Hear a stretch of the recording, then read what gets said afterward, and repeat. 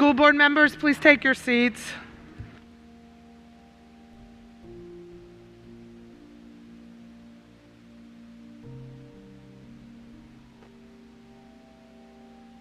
My God. This February 24th, 2022 regular meeting of the Fairfax County School Board will now come to order. We apologize for the delayed start tonight.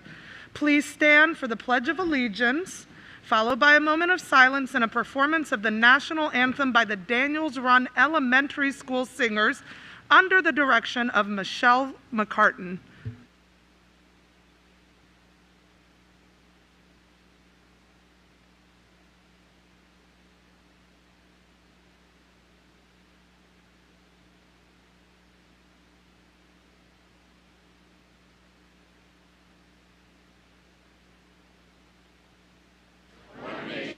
Under God.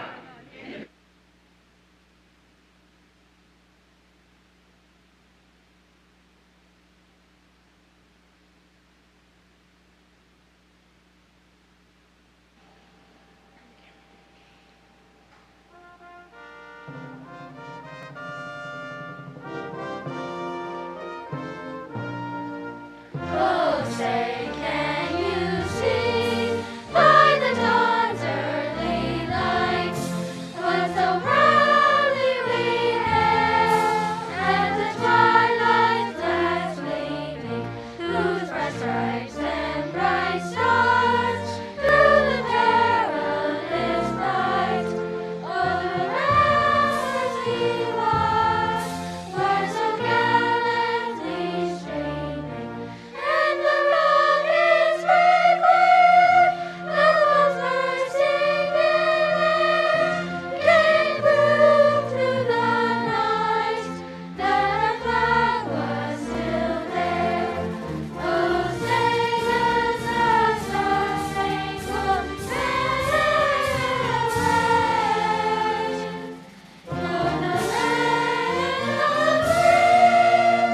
and the home of the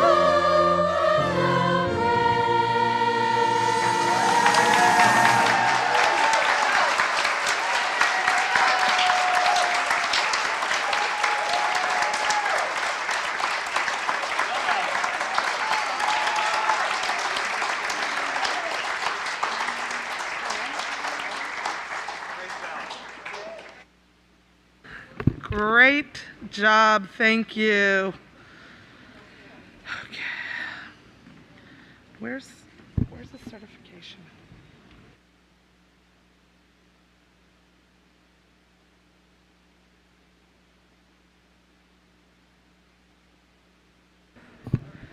In order to comply with Section 2.2-3712D of the Code of Virginia, it's necessary for the board to certify that since the Fairfax County School Board convened a closed meeting on February 24th, 2022, to the best of each member's knowledge, only public school business matters lawfully exempted from open meeting requirements and only such public business matters as were identified in the motion convening the closed meeting were heard, discussed, or considered by the board during this closed meeting.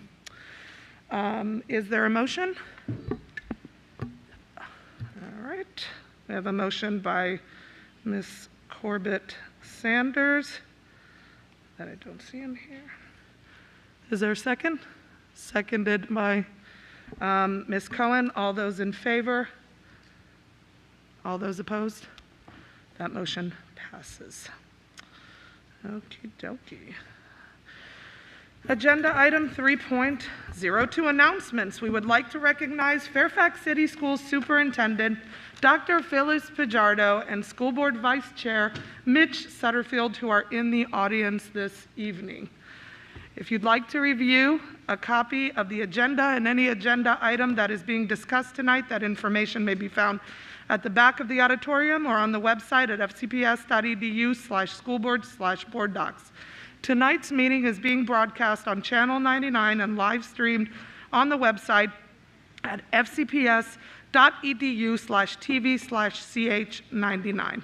A reminder, a mask that covers the nose and mouth must be worn at all times by everyone in attendance. If you have a mask exemption or if you need a mask break, please take advantage of the overflow room set up in the gymnasium. There were reported cases of verbal abuse and profanity used against FCPS staff at our previous school board meeting. This behavior will not be tolerated. We ask that all in attendance maintain proper business meeting decorum and are respectful to others and to their property.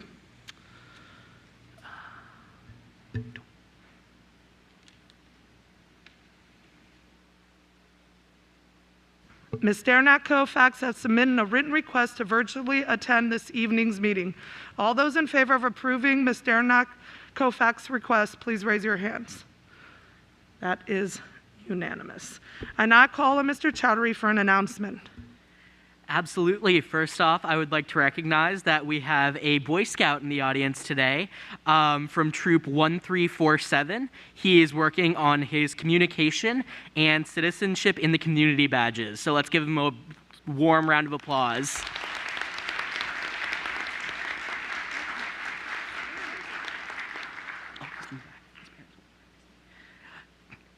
Read Across America Day, March 2nd, 2022. National Education Association's Read Across America, now in its 25th year, is an annual reading motivation and awareness program that calls for every child in every community to celebrate reading on or around Dr. Seuss's birthday. Our schools are places where every child is welcome and encourages students to delve into diverse books from diverse authors that will appeal to an increasingly diverse population. In cities and towns across the nation, teachers, teenagers, librarians, politicians, actors, athletes, parents, grandparents, and others develop NEA's Read Across America activities to bring reading to excitement to children of all ages. Art in Our Schools Month, March 2022.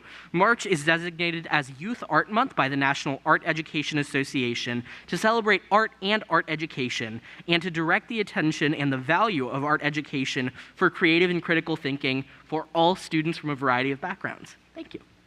Thank you so much. Agenda item 3.03, resolution honoring Women's History Month.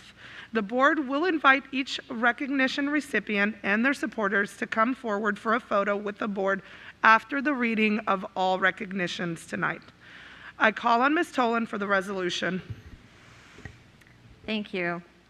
Whereas March is Women's History Month and this year's theme, Women Providing Healing, Promoting Hope, is both a tribute to the ceaseless work of caregivers and frontline workers during this ongoing pandemic, and also a recognition of the thousands of ways that women of all cultures have provided both healing and hope throughout history.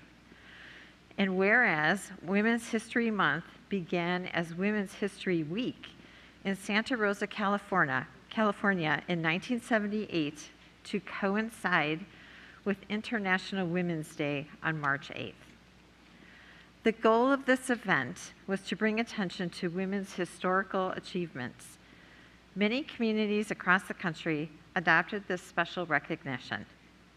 This movement became so widespread that in 1987, Congress ultimately designated the month of March as Women's History Month. And whereas we honor those who gathered at Seneca Falls in 1848 for the first Women's Rights Convention, organized by Elizabeth Cady Stanton and Lucretia Mott, launching the women's suffrage movement.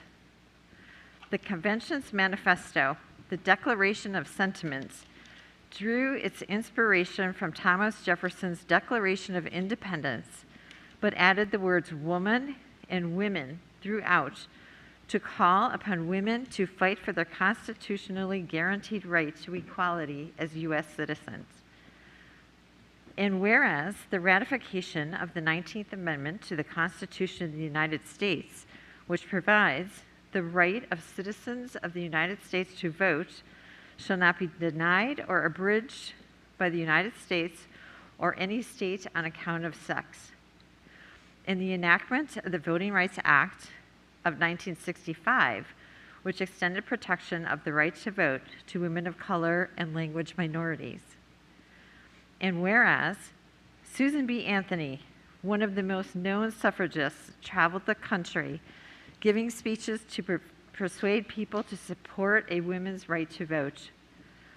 Virginia's own Ellen Glasgow, an author who won the Pulitzer Prize for Literature and is the namesake of our own Glasgow Middle School here in Fairfax County, was also active in the suffrage movement. Now, therefore, be it resolved that the Fairfax County School Board, on behalf of the Fairfax County Commission for Women and all its residents, hereby proclaims March 2022 as Women's History Month, and a time to remember and honor the countless women who fought relentlessly for the rights of all women in our great nation. I so move. Thank you. Is there a second? I'll second. Seconded by Ms. Omesh. Ms. Tolan, would you like to speak to this? Yes, thank you. So women play so many important roles, including mothers, sisters, aunts, daughters, and through hard work and love, keep our families and our communities together. We have many unsung female heroes, political and business leaders, scientists and inventors that have paved the way for other women and that have made significant contributions to all of our lives. Scientific inventions from the basis of Wi-Fi technology, DNA structure, Kevlar, coffee makers, and dishwashers were all created by women. We cannot forget the Rosie Riveters or the code breakers of the world wars that provided key military machines and intelligence during that time. We now have our first woman vice president in the United States and several women on our Supreme Court. I really want to take just a minute now to focus on the incredible women in our midst that set examples for all of us to follow and who are currently making women's history. I only have a minute to mention a few of the incredible organizations and people among us, but I want to thank all women working to make our community better and I look forward to seeing all of our women scientists at the Regional Science Fair in March. I had the pleasure of meeting with the McLean High School's Girls Leadership Committee officers during my visit with McLean High School counselors last month. These young women are creatively and innovatively making FCPS a better place for all women. They are currently hosting a menstrual product drive throughout the month of March. Many women and girls have trouble affording these basic necessities. And especially now during the pandemic, expensive but necessary menstrual supplies are hard to find. Please join these amazing young women and Girl Scout Troop 2090, who spoke at a recent meeting earlier this month on this same issue to help out girls in our community. We have a TJ Jr. who created a student-led nonprofit named Women for Education, Advocacy, and Rights. She formed this not-for-profit during the pandemic after reading many social media posts on repealing the 19th Amendment. Through her and her not-for-profit efforts, FCPS has added more women's and women's of color's role in American history in our social studies curriculum. These efforts include many books about Native American women to younger students and more sixth grade Civil War materials. We have organizations that have visited us at our school meetings like Moms Demand Action, a grassroots movement of Americans fighting for public safety and to protect people from gun violence. Mothers Out Front, Mothers Clean Air Force, powerful grassroots movements of mothers, grandmothers, and caregivers working to ensure we have more of our electric buses. Thank you to all of these groups and many, many more that are currently working to make our education system better and to make a better world for all of us. We can move our county forward to a more sustainable and wonderful future for all of us working together. Here's to girl power. Thank you, Ms. Tolan. Ms. Omesh. I'm really happy to be bringing this with Ms. Tolan specifically today, both because she stands out as a compassionate, fair, and open-minded female leader on our board, And especially because between the two of us, our experiences collectively represent as vast a gap in the inspiring a journey of women in this county and in this country right here in Fairfax, one brought together by our womanhood. I thought a lot about what I'd want to say today, and I struggled quite a bit. In such divided times, it's deeply important to me that we approach matters with nuance. After all, our work is in education. And so, I ask for my colleagues' indulgence. Ms. Tolan spoke to a lot of the local efforts happening, and it's important that we take a historical view as well. There's so much to be proud of in reflecting on the suffrage movement. It's not easy to persist and to fight when you're told to sit down or go away instead. It can be as hard as resorting to doubting one's very self, and we're told we're too emotional, not tough enough, belong on the sidelines or at home, or that we're just too different to belong. The suffragettes cracked that glass ceiling, and the struggles continue to break it for all women for when they all rise through together. Number one, let us honor the intersectional contributions of abolitionist women like Frances Ellen Watkins, whose stories aren't always told in the American suffrage movement. And what a great opportunity today, where we are just finishing up African American History Month and entering Women's History Month. And there, of course, are many more like her of various backgrounds. And number two, let us also honor the global contributions of women who inspired our suffrage movement right here in places as far as China and Mexico. One example, actually, is Fatima al-Fahriya, a woman who said her own Islamic view of women's rights led her to establish the world's first university during the golden age in our world history. Our assumptions about why these realities may surprise us are also worth unpacking. I'll leave you with these two examples as a tease and hope that you research intersectionality and global suffrage, the epistemology of feminism, and other ways to deconstruct and understand as we honor this month and its themes of liberation and self-actualization. A wonderful example of an opportunity that in Ms. Corbett-Sanders' district, as just pointed out to me, to learn more is actually the Suffragettes Memorial and Museum right here in Lorton, Virginia. These are some lessons we can take even from the progression of the many historical waves in women's history. At first, women called for rights to be heard and included. Years later, we defined our worth relative to the other, namely men. We thought we had to be like men to be whole. But today we realize that we are inherently whole, and we demand rights and inclusion on our terms. In later years and into today, we continue to struggle with the narrative of what women's history was, has been, and continues to represent through its third and fourth waves. And in the modern era, women's rights have even been weaponized to disenfranchise some women and force them to choose between their female and other identities. Yes, there is such a thing as imperial feminism, too. I was quiet when we all had conversations about saving the women of Afghanistan, for example, but those are also the very same conversations that have been used to justify wars through misinformation and towards other people and their beliefs. As a Muslim woman, this has been a huge source of pain growing up. How do I fight for women's rights when those who don't respect my very existence use those very rights to undermine my faith and seek to erase its adherents? But this is all part of a collective education and better understanding one another to fight for the same rights that advance all of us. Many of the arguments are the very same ones that were used against the suffragettes decades ago. These are the struggles that we must continue to contend with as we forge women's history. Ms. Pratt tonight actually mentioned the sexual movement. I can sympathize with yearnings to be included. So we ask ourselves, does today's feminism leave space for women who don't align with the sexual liberation movement?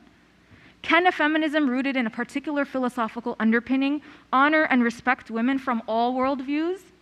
How do we forge a narrative of our history and of our ongoing movement into the future that honors and includes all? And when we say all, meaning all. I said things that many of us may not think about often, probably a little bit edgy, controversial. That's not my intention. But it is important for us to sit with nuance, especially for those who have felt sidelined. It adds to how we understand one another, and it makes it possible to embrace that we come from varied worldviews when we share. And gathering today still in a common festivity, in a common celebration. I do think back fondly at stories with women in my Girl Scouting experience, and I'm especially happy to have Scouts here today, that proved to me that this is possible. where we were able to share, young and old, Christian, Muslim, Jewish, Buddhist, you name it, everything else, black, white, Hispanic, women who showed me that our sisterhood was more powerful than those differences, and that we can be our full and authentic selves, and also fully accepting of one another as women in the various ways we conceptualize that identity. And it was these women who also showed me that we have a lot of work to do, but it is through that sisterhood, through a powerful legacy of successes in our history, and of coming together to better understand and include one another, that we can get there. So as women and as people, let us stand for telling a history and a movement that includes all of us. Through education, we may be able to reach that collective liberation. And that is how we can continue to provide healing, and that is how we can continue to promote hope. Thank you. Ms. McLaughlin?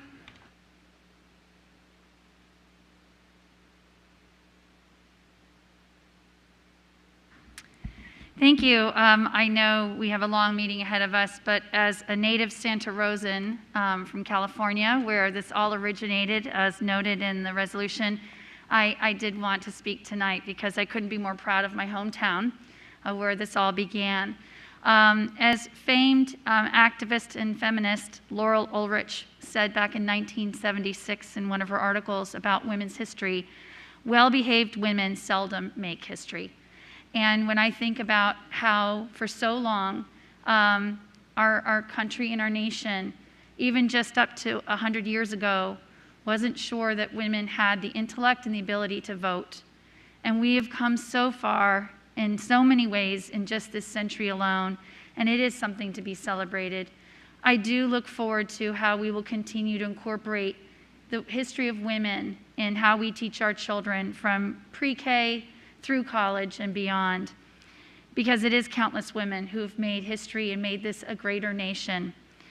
When we look at the historical achievements of women, it's also important to realize what they were up against. Even up through the 1960s and 70s, it was my grandmother who fought as a Rosie the Riveter in the Brooklyn shipyards. She was there to fight just alongside of my grandfather, who was on the Navy subs during the war. And yet often we don't hear enough about the women who were doing the work on the home front to help us be successful. When we think about that in terms of improving pay equity, it's still something that we struggle against. When we think about during the 1960s and before, where so many colleges did not allow women to attend. When we think about how women were forced to leave their professions if they got married, if they became pregnant. When we think about how women couldn't get loans to buy homes, all the way up through the 1960s, telling women that only if they had a husband and that their income couldn't even count toward that. It's hard for me to believe that at times because I was so fortunate to grow up in a family of 3 sisters where my father and my mother taught us that we could grow up and become anything we wanted to do. And so fast forward it, here we are sitting as a nation seeing a female vice president. I really started to wonder if we would really see that in my lifetime, and thankfully we have. Well, we have many places to go in this world to make sure that every woman is respected, that every woman is seen as equal to men. I do want to use tonight as a way to celebrate how incredibly far we have come over the centuries, how incredibly far we've come just in the last 100 years alone in our nation. And I look forward to being among many women who don't always behave well, but hopefully we're making history and making this place better for all. Thank you. Ms. Marin?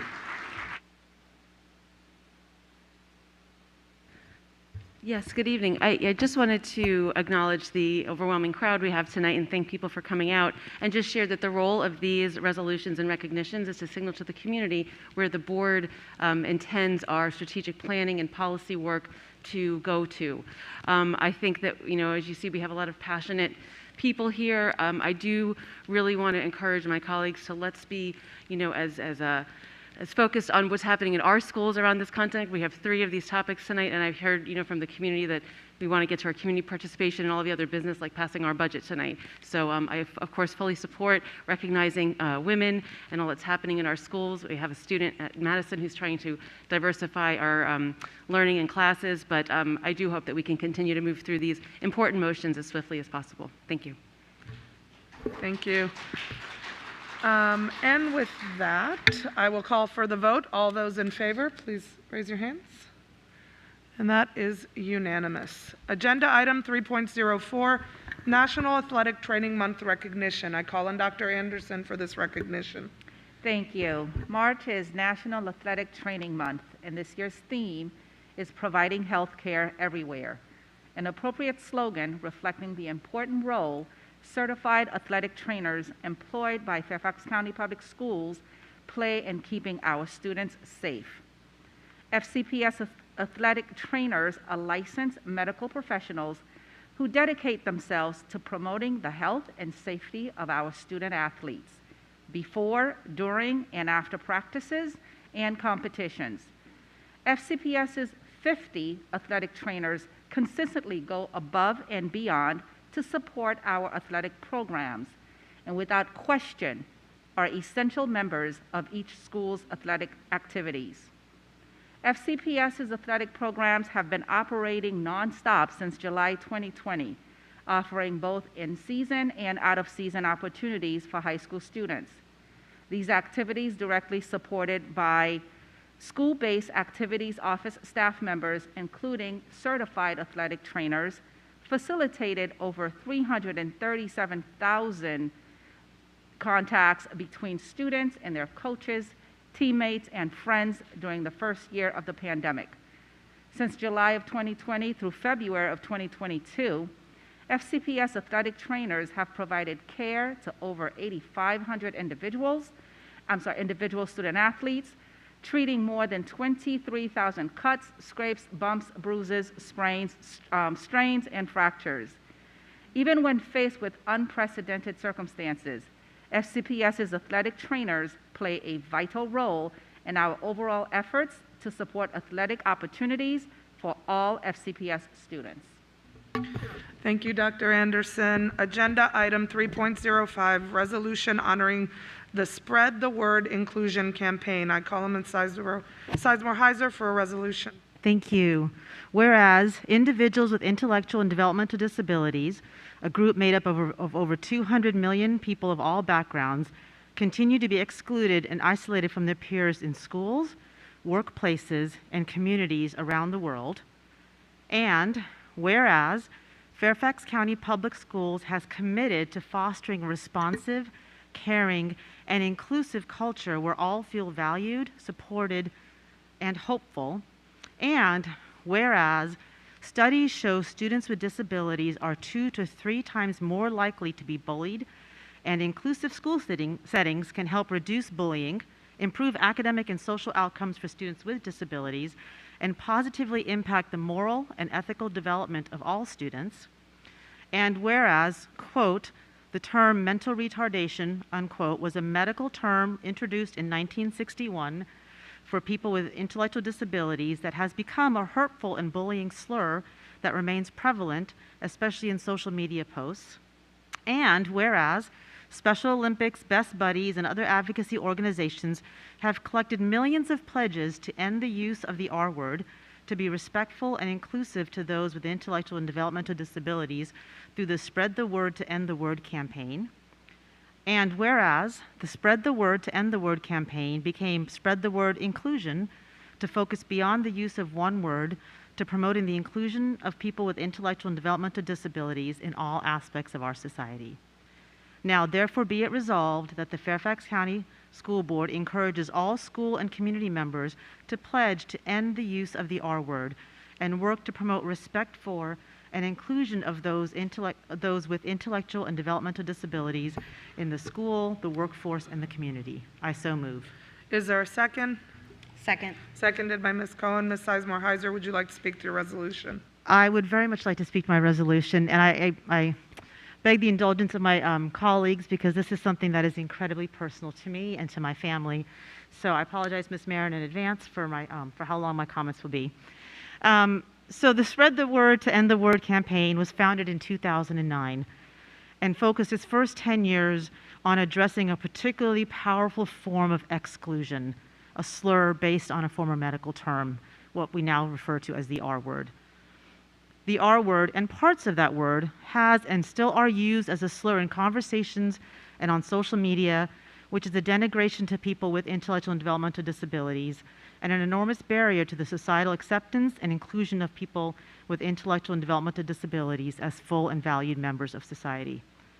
The use of the word also perpetuates false stereotypes of ability and disability, which can lead to continued segregation of people with intellectual and developmental disabilities.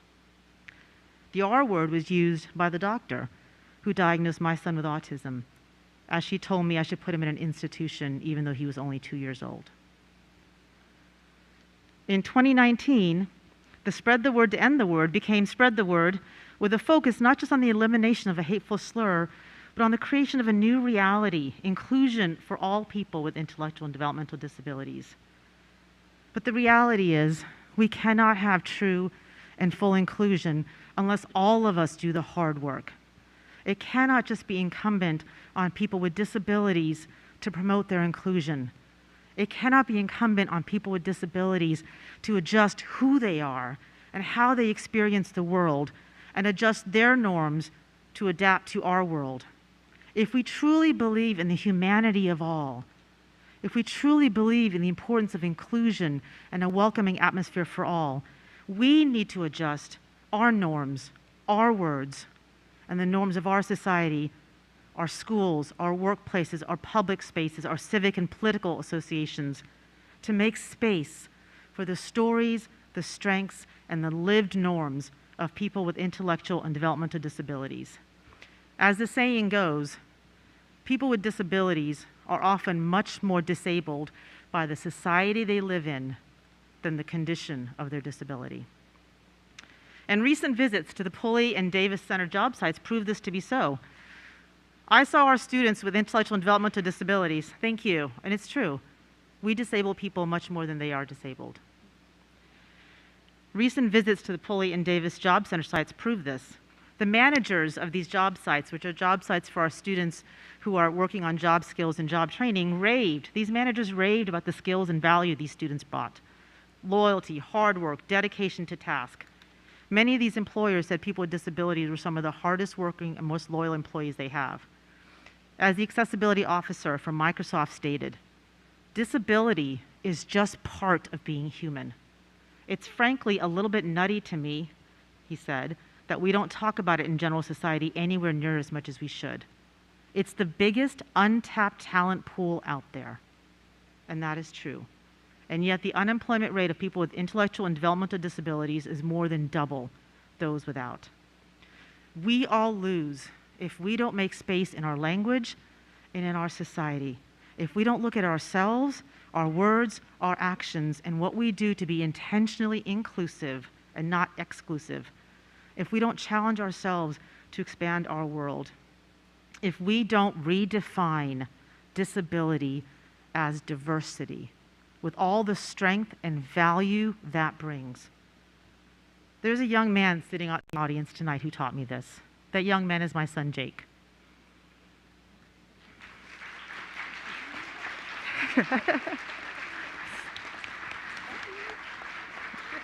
I never knew, and I apologize for getting teary, I never knew how much we judge intelligence, how much we judge somebody's worth, somebody's intelligence, and somebody's right to exist by how well they can communicate until I had my son. He is a kid who struggles to communicate, but finds it so easy to connect. He is a kid who has participated in the State Special Olympics and whose rock band has played at many a fan quest pre-COVID. For so much of his life, he was presumed to be incapable in all areas of life because of his disability in some areas of life. He is a person with autism who struggles to communicate, but also a brilliant musician on his way with a scholarship to Berklee College of Music.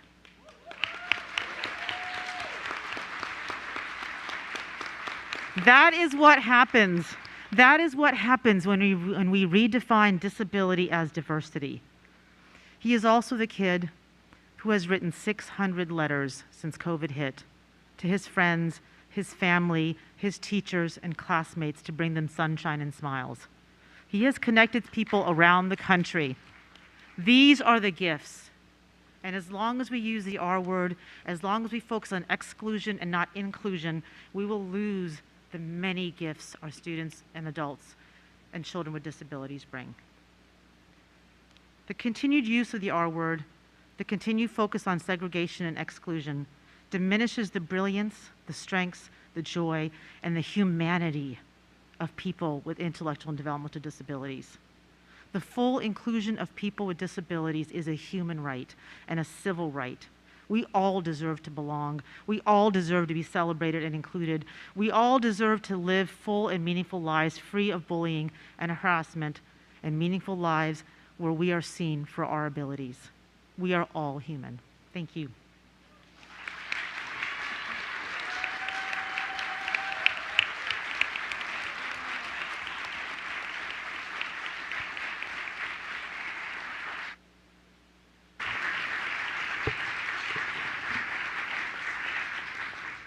Ms. Cohen? Remind me never to second anything Rachna does again. That was beautiful. And Jake, I'm so glad that you're here tonight. We're really honored to get to hang out with you. I am so honored to be able to second this motion, and so grateful to my colleague, Ms. Sizemore-Heiser, who brought this to our attention, wrote it, and was kind enough to share it with all of us. As a parent and as a teacher, I've gotten to have a front row seat to the many challenges and successes in both the academic and personal lives of our students with disabilities. Some days the struggles work very hard to overcome the victories, but boy, are those victories sweet. Maybe more so because they are often so incredibly hard won. As a parent and a teacher, I've also gotten to see firsthand the harm that the R word does, how it robs joy, and how it causes irreparable damage.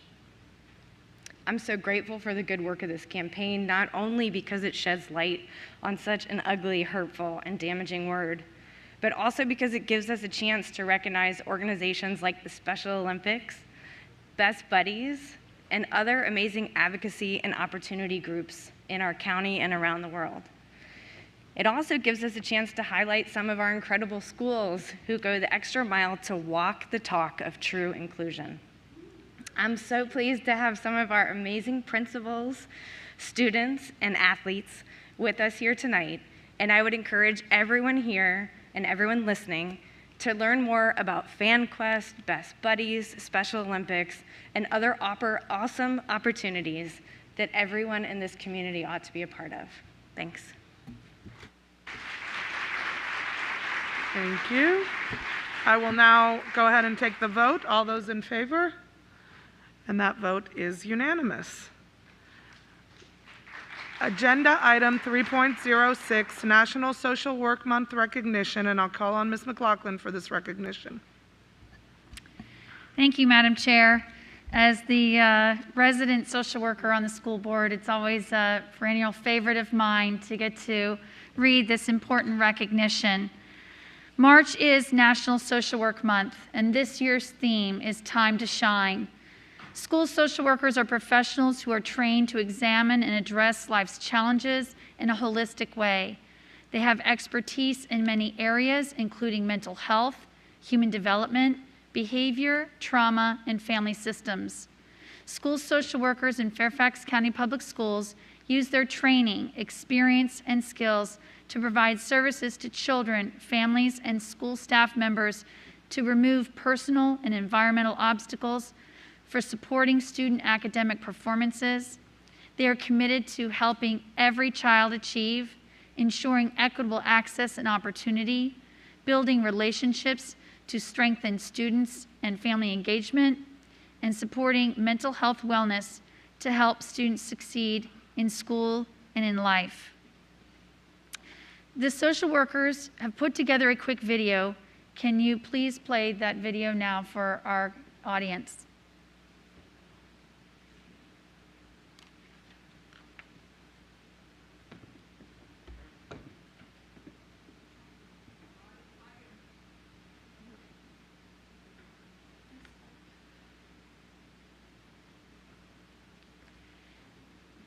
If we can restart the video with the audio.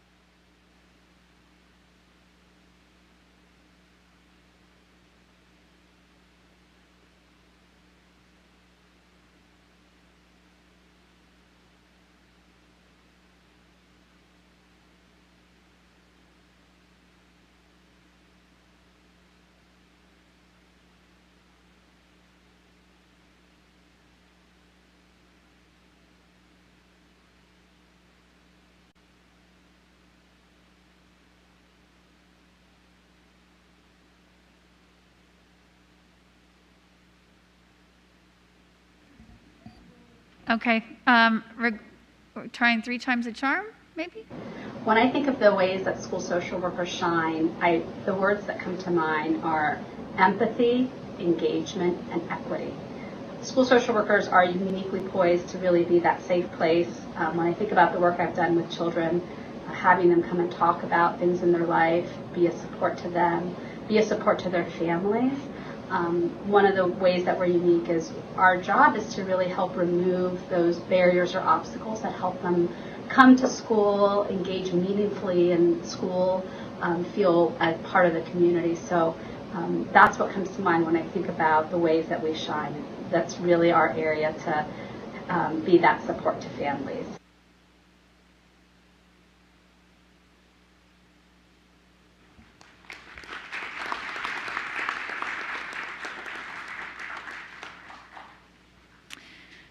On behalf of the board, I want to again thank all of our social workers for everything you do every single day to help our children and our staff be successful in our schools.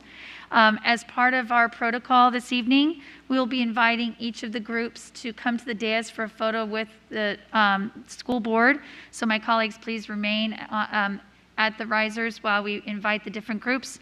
But according to my script, we will begin with the social workers first. So for all social workers in the audience, please come join us at the dais, along with our coordinator for social workers, Mary Jo Davis.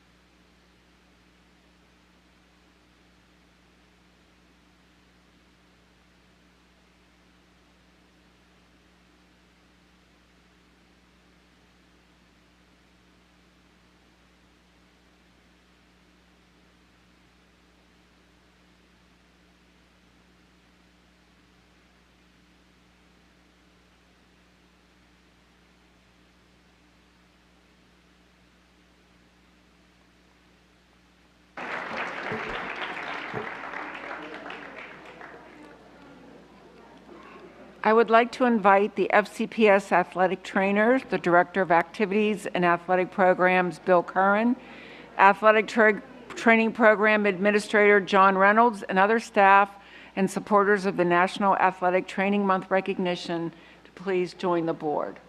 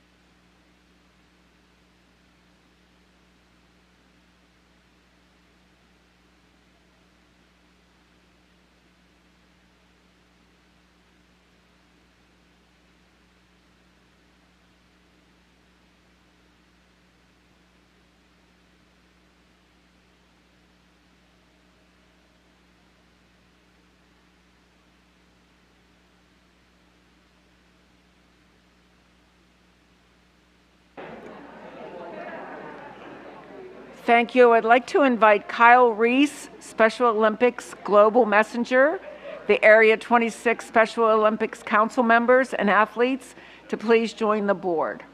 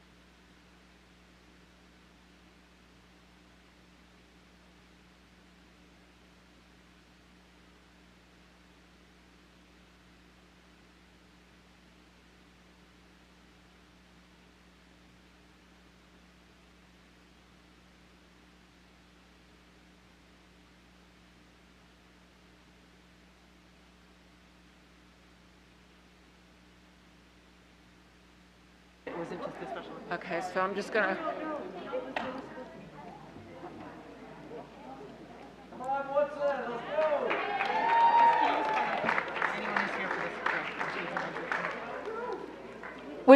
We would like to invite anyone here in support of the Special Olympics to please join the board at the dais for a photo.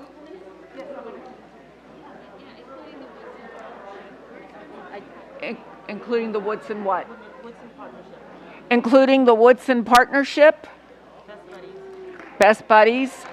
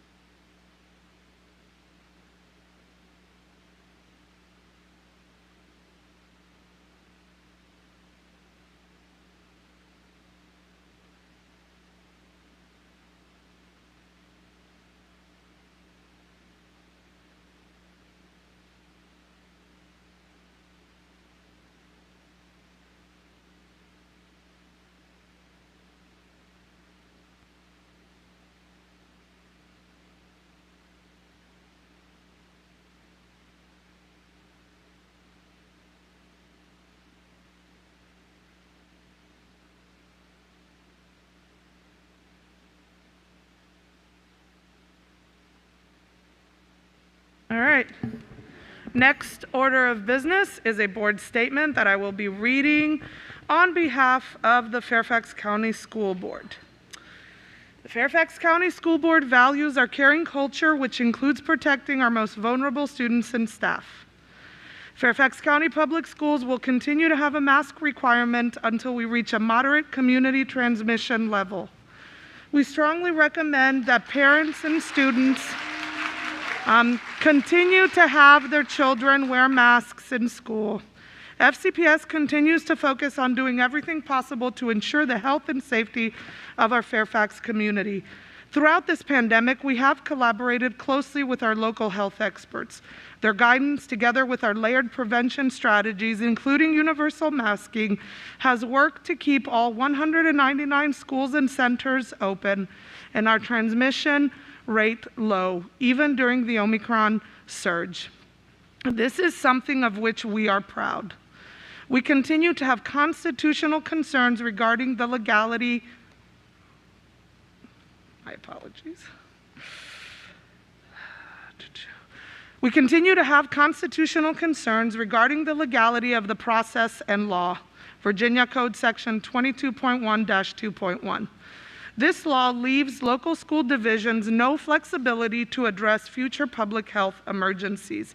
However, we respect our obligation to comply with this law, and therefore will allow parents or guardians to elect for their children not to wear masks on school property starting March 1st.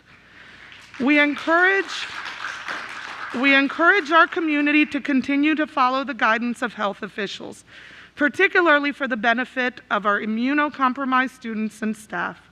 We must continue to work together to keep our schools safe and open for all. The superintendent will be sharing information around the operationalization of this change on Friday. Please look out for this information early tomorrow. Agenda item 4.01, community participation. The next order of business is community participation. Speakers must limit their remarks to no more than 2 minutes in length. At the conclusion of their 2 minutes, the microphone or video will be turned off. School board members will be listening but not responding to individual speakers. The school board will not hear statements involving issues that have been scheduled for public hearings, such as the capital improvement program, budget, and boundaries. Comments targeting, criticizing, or attacking individual students are not permitted during public meetings. Complaints regarding school-based employees should be directed to the appropriate school principal or other school official. Speakers should refrain from using personally identifiable information in connection with an individual student or school-based employee. Additionally, speakers should be respectful and observe proper decorum in their statements, avoiding profanity, inappropriate gestures, shouting, and comments that run counter to the spirit and letter of the school division's non-discrimination policy. All statements should be directed to the school board, and speakers should remain at the podium until concluding their remarks. In-person speakers should wear a mask when addressing the board. And as a reminder, speaker substitutions are not permitted. A speaker may not yield their time to another individual before or during their remarks. Shouting and outbursts from the audience will not be tolerated. School board members may step away to the back of the room, but there is a feed and we'll be able to listen to all comments. We are grateful for those who have come to speak to us today, and we thank you for your cooperation. Our first speaker is Landon Spears.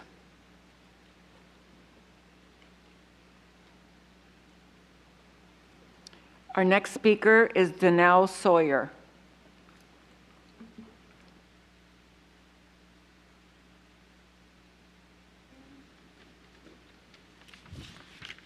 You may not know this, but this school originally opened in 1954 as the very first public school for black students in Fairfax County for grades 7 through 12, called Luther Porter Jackson High School. Prior to this, they had to travel to D.C. to attend school. The school closed in 1965 and reopened the next year as an integrated intermediate school. The 1970 census changed zoning, and in 1972, I attended Luther Jackson Intermediate, which was fully integrated. According to a 2004 Washington Post article about Luther Jackson Middle School, its student population had become a diverse assembly of kids whose families descend from over 60 countries, and that was 18 years ago. All people just like you and me, deserving of the excellent public education provided here, and that is what I call progress. The current toxicity of contemptuous parents pushing for bans on books, bans on teaching truthful history, and attacking elected school board members is just that, toxic. It's not a tactic to get anyone to work together. These tactics are from the past, they failed then, and they'll fail now, because they are not helping to prepare anyone for a future in a modern, ever-changing world that is going to keep progressing with or without you. One last thought. Kids spend really only about a quarter of their week hours in an actual class setting. So I wonder if our attention should be on where they spend most of their time, at home. For instance, board member Keys Gamara shared with us in a prior meeting about a terribly abusive letter she received. If the person who wrote her can say such horrible things about wanting to tar and feather her, what do you think that person is capable of saying in front of or to their kids at home? Does that sound like an emotionally stable parent capable of creating a nurturing environment? I don't think so. I believe what happens at home far outweighs the impact on a child's development than in their time in class, and perhaps that's where our focus should turn. Thank you for this chance to speak. Thank you. Our next speaker is Dimitri Allergant.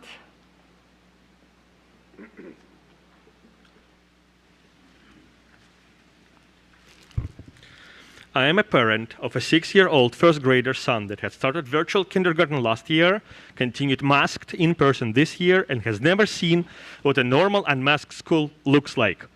Our family followed all safety guidelines, vaccinated at the first opportunity, and boosted when it was recommended. The science at this point is overwhelming and showing that cloth masks don't work with Omicron, masking is hurting young students and toddlers, they're losing in emotional, social, and language development. Many are struggling with mental health. Adults in this state are free to enjoy daily lives and entertainment without masks or social distancing. Continued forced masking of young children is hypocrisy and travesty. Our youngest children need to be the first to drop their masks, not the last. What is happening is institutional child abuse. Our neighboring major school districts, Loudoun and Prince William, did a decent thing and complied with the law. Masks are optional there already. For everyone, no forms required. Vaccines are available for all vulnerable populations, and those who are still afraid can wear N95s and fully protect themselves. FCPS has held on the announcement. It may come tomorrow. There are extensive rumors and leaks that they may plan to circumvent the letter and spirit of the law and introduce discriminatory, segregatory, punitive policy against students choosing to unmask. If they were not, they would have already announced compliance a week before. I have little trust in this board. Therefore, I am not calling on them. I am calling on the Virginia General Assembly and especially Senator Patterson. The Assembly is still in session, and you can still pass one more amendment strengthening the law, specifically banning all forms of discrimination by masking status, including social distancing, lunch procedures, seating arrangements, and quarantining policies, not just academic and disciplinary consequences. Do it while you can to ensure the law will work as intended, and many students are actually able to unmask. When you adjourn for the year, it may become much harder to stop the abuse. All students must be treated equally with dignity and no discrimination, whether they mask or not. I will be happy to be mistaken and see a fair and decent. Thank you. Our next speaker is Joanne Collins.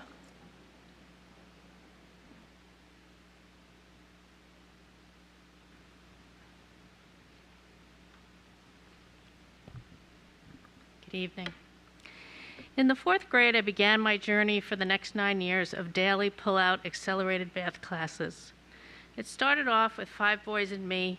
One of my classmates was named David. I saw David every school day until I graduated high school. While in school, a cloud of chaos surrounded David. His mother would burst into our classroom to air her complaints about her son's schooling, berating the teacher, bullying the students.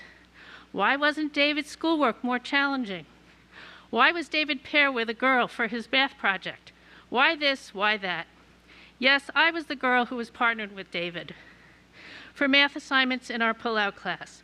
None of the boys would work with David. I wasn't really sure of how to get out of it. I kept David at arm's length. We never met in the library to work on assignments. We didn't converse for our projects. We just passed notes back and forth until our assignment was ready to hand in. Students avoided David in class. He was a loner in high school. We graduated from high school and went our separate ways. I attended my 10-year high school reunion. As I made my way to the gym, a man walked up to me. It was David. He started a conversation, first just pleasantries, then pivoting to college, and where I landed. We both were now in New York City in similar careers. We talked about coding, technology, software development. It was oddly natural conversation, one that we had never had while attending school. As I went to leave, David thanked me for being his math partner all those years in school. I haven't thought about David until these school board meetings. The public comment section of the school board can at times remind me of the chaos and interference that parents can inflict only on their own children, but on other children as they navigate to adulthood. School board meetings remind me that schools and teachers can be respite for children. Thank you. Our next speaker is Scott Orange.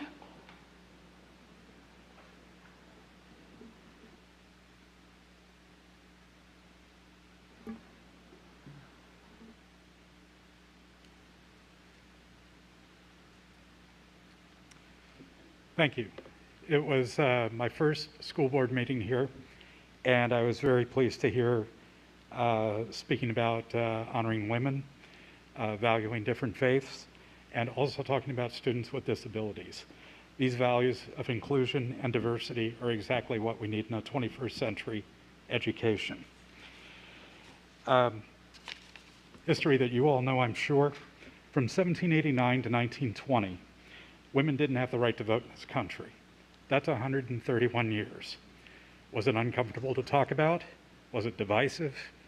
Say in the 19-teens? Probably. But it was a conversation that needed to be had, and we're all the better for it. The Holocaust, 6 million Jewish people, 10 million people of other ethnicities killed. Very difficult conversation to have, very difficult to learn about in school, but still very important. Even today, when we have inequality for women's pay, even today where we have 1/3 of a population in the United States not believing in the Holocaust, these are still very important conversations. We need to teach history so we don't forget it, so we don't repeat those mistakes. Everything I've heard today gives me confidence that that will continue when we talk about Black history, which appears to be disproportionately targeted by our governor. Understanding about slavery, understanding about Jim Crow, segregation, the KKK, massive resistance to integrating education in the Commonwealth of Virginia are all very important pieces that we need to know. If we cannot confront uncomfortable truths, we cannot prepare our children for a 21st century. How to interact with neighbors, with employers, employees, customers, the whole wide world around them. Thank you. Our next speaker is Kimberly Adams.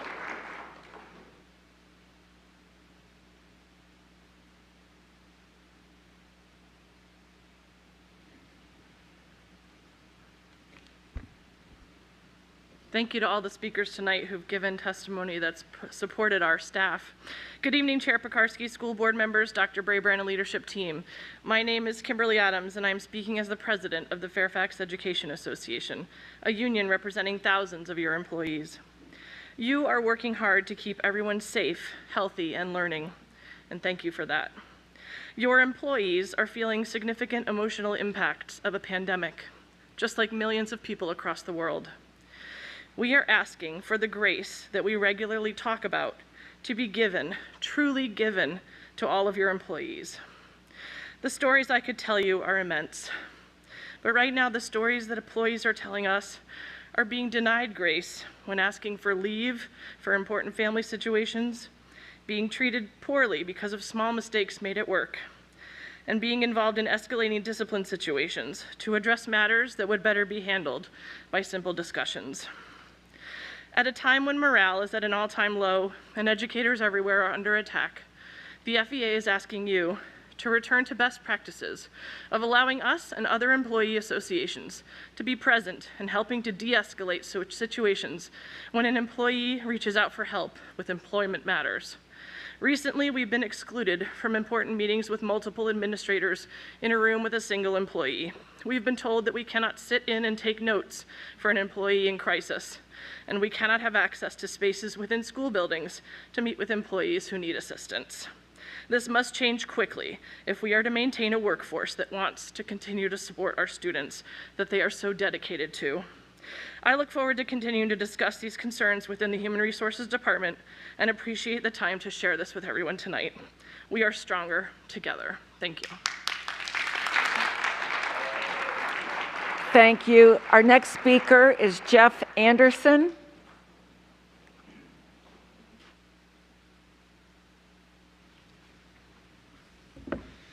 Good evening. My name is Jeff Anderson. I'm a board member of the Fairfax Alliance for Better Bicycling, a parent of two James Madison graduates and an 11th grader at the same school. I was last here about 10 years ago in 2012, alongside one of those graduates, encouraging the school board to adopt changes to its transportation policies to allow students to bike and walk to school without any penalties, restrictions placed upon them, as well as adopt a safe routes to school as a key initiative in the system. I might date myself here, but back when I was in school in the 70s, we walked and biked to school all the time. Generations had passed, and kids weren't allowed to do that for many, many reasons. If we fast forward to 2012, and as a result of adopting these policies 10 years ago, a new generation of students at FCPS get to enjoy walking and biking to school. Now we go to 2022, and the funding source for the Safe Routes to School program has dried up. It's come to an end, and VDOT doesn't have the funds anymore. We can't let that happen, and I don't think you should let that happen either. In January, at a budget work session, Megan shared with you a two-pager from FAB that we created about the success of the program. I'm not going to go into any of that. It's an 8-year program that was funded by VDOT. You all know the success via that one-pager, a two-pager. And during that session, several of you agreed with the need to continue the program. Elaine, Laura Jane, Carl all did that. I even saw some social media about Safe Routes to School. It's my understanding an amendment has been put forth to fund the program. It's now been wrapped up in an omnibus amendment, and I urge you to pass that. I don't want it to get lost in the mix. We need these kids to be able to continue to walk and bike to school. If you have any questions, you know how to get a hold of me, and thanks for your time. Thank you. Our next speaker is Joseph Harrison.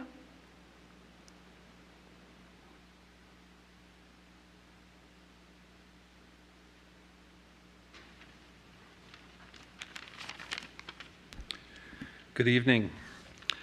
I came here tonight to speak on behalf of parents like me who, on a typical school night, can't attend school board meetings because we're busy taking our kids to Taekwondo, helping them with their homework, and trying to get them to bed on time. It's unfortunate that us being busy with the day-to-day responsibilities of parenthood has meant that you, the members of the school board, have had to deal with month after month of abuse from people who don't care about education and are only here to scratch a political itch. Never forget that these people are not the majority, they're just the loudest. The parents of school kids in this community respect you. We appreciate the work that you do, and we have your back. Thank you.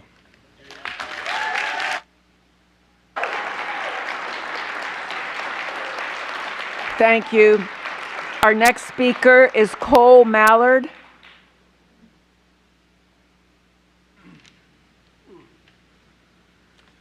Sorry, I'm a little stiff. I've been sitting a while. Good evening. My name is Cole Mallard. I'm the parent of 3 former FCPS students. I worked 40 years with the Voice of America. I'm a taxpayer and a Vietnam vet. I want to make clear I'm not a racist, nor am I an oppressor. Recently, the McLean Community Center director said there was racism and dog whistles of white supremacy in McLean, where I've resided for over 40 years. I mention this because I later learned that FCPS students were talking about racism at the McLean Community Center, school teen center at the old firehouse in McLean. Obviously, these students have been impacted by critical race theory, which is embedded in FCPS curriculum. As you well know, this theory is rooted in Marxism, and it claims that whites are oppressors, people of color are the oppressed. There have been denials that CRT is being taught in Fairfax County Public Schools. However, that statement, frequently repeated by FCPS admin and school board members, is very misleading. Sure, you can't find a class labeled critical race theory in Fairfax Public Schools, but critical race theory has been infused within the system as a framework or lens through which education can proceed. We have irrefutable evidence that FCPS paid Ibram X. Kendi, a well-known proponent of CRT, to speak to principals, teachers, and staff during the summer of 2020. FCPS Chief Equity Officer appeared with Professor Kendi during this presentation, is reported to have used the term academic frame to describe lessons that teachers could be expected to present during the 2021-22 school year. Taxpayers, parents, and community members have legitimate concerns that there's more indoctrination going on in FCPS in spite of the repeated denials that CRT is being taught, would suggest all too frequently explained as being in alignment with equity, social, and emotional learning. Thank you. Our next speaker is Steve Tunley.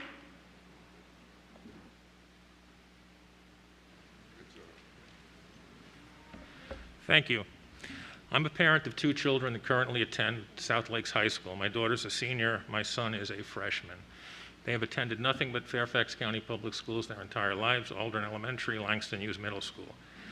They've done well academically, and from also a social and emotional development I'm very happy with as well. There are a lot of reasons why I believe they've done well, but I think the number 1 reason is that they've attended the best public schools in the state of Virginia and possibly the United States. My daughter currently maintains a 4.6 GPA in a very rigorous international baccalaureate program. She's taking multivariate calculus, organic chemistry, linear algebra, and a bunch of other really tough stuff. She scored a 1580 on her SATs, and she's a National Merit Scholarship finalist. In 6 months, she'll probably be attending one of the finest universities in the United States, and I say probably because if she found out I'd come here and talk about her tonight, she'll probably be in prison for killing me. 53% of the National Merit Scholarship semifinalists in the state of Virginia this year were from Fairfax County. That's more than the rest of the state of Virginia combined, including public, parochial, and homeschooled children. I'm very happy. I've seen, in all the years I've been a parent, I've attended many dozens of football games, basketball games. I've seen Asian kids and Hispanic kids and white kids and African American kids and different religions and presumably people who are members of the LGBT community and special needs children. I've never seen a fight. I've never seen a shoving match. I've never seen an argument. I've never heard a racial slur. I've never seen a boy acting inappropriately to a girl. All I see is kids with really good school spirit and very, very happy. And lastly, I stand against anybody who bans books and anybody who's trying to shove the LGBT community back in the closet.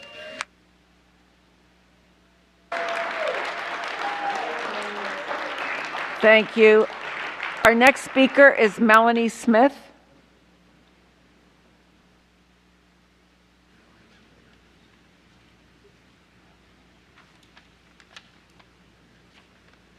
Good evening. I come to you tonight as a former FCPS student, a graduate, as the parent of a graduate of FCPS, and now the grandmother of a child enrolled in FCPS. And I just want to thank you. I want to thank the board, the administration, the staff, and the teachers. Thank you for keeping our children safe while still learning during 2 very difficult years. Thank you for listening to the science of the pandemic and not bowing to the political winds. Thank you for making tough decisions that best protect the students you were elected to serve. Thank you for the ever-evolving educational opportunities to best prepare our students for the future. Thank you for not buying into the fear-mongering that could lead to banning books. Thank you for a curriculum that educates instead of resorting to Soviet revisionist history. Thank you for understanding that we must teach children the cruelties in our history to avoid having them ever happen again. Thank you for understanding that teaching facts about our past does not diminish nor disparage others. Thank you for letting our teachers teach. Thank you for all you do to provide a safe and a stimulating and fair educational environment for our children throughout the county. Thank you. Thank you. Our next speaker is Caroline Steinberg. Thank you for the opportunity to speak. I am deeply troubled by the executive order banning so-called inherently divisive concepts, and I want to speak in support of Fairfax County Public Schools programs to promote diversity, equity, and inclusion. We are heading in the right direction, but we have a long way to go.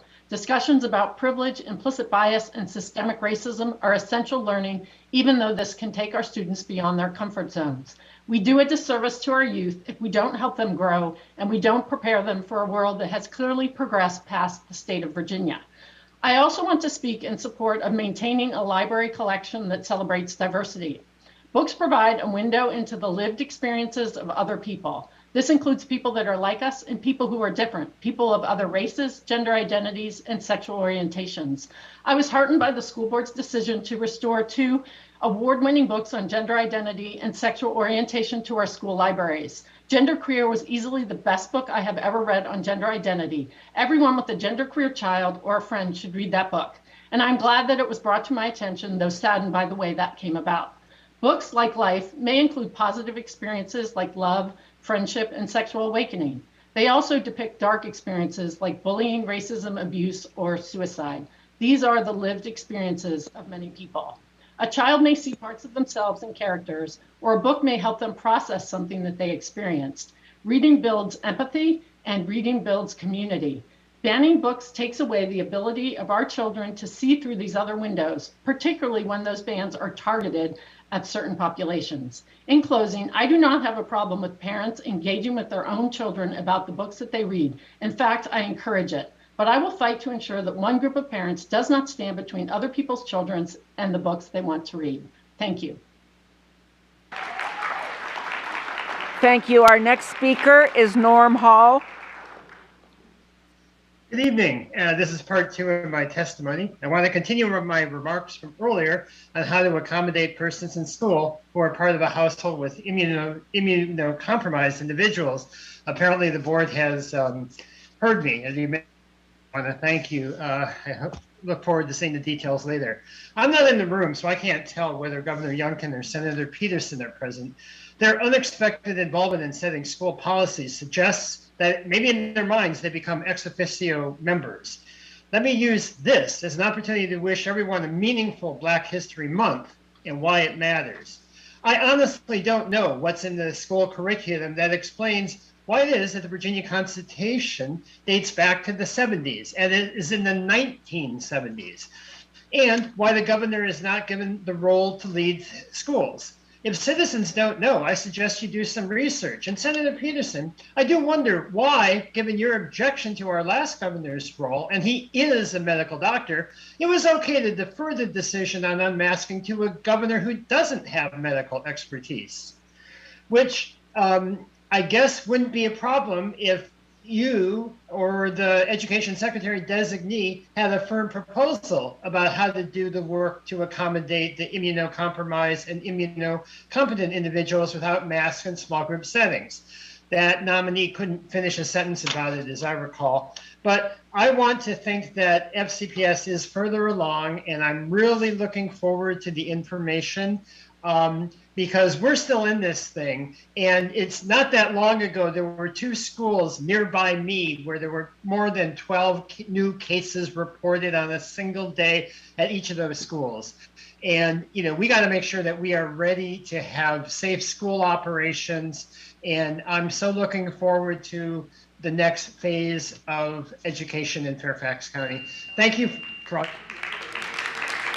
Thank you. Our next speaker is Stephen Brussel.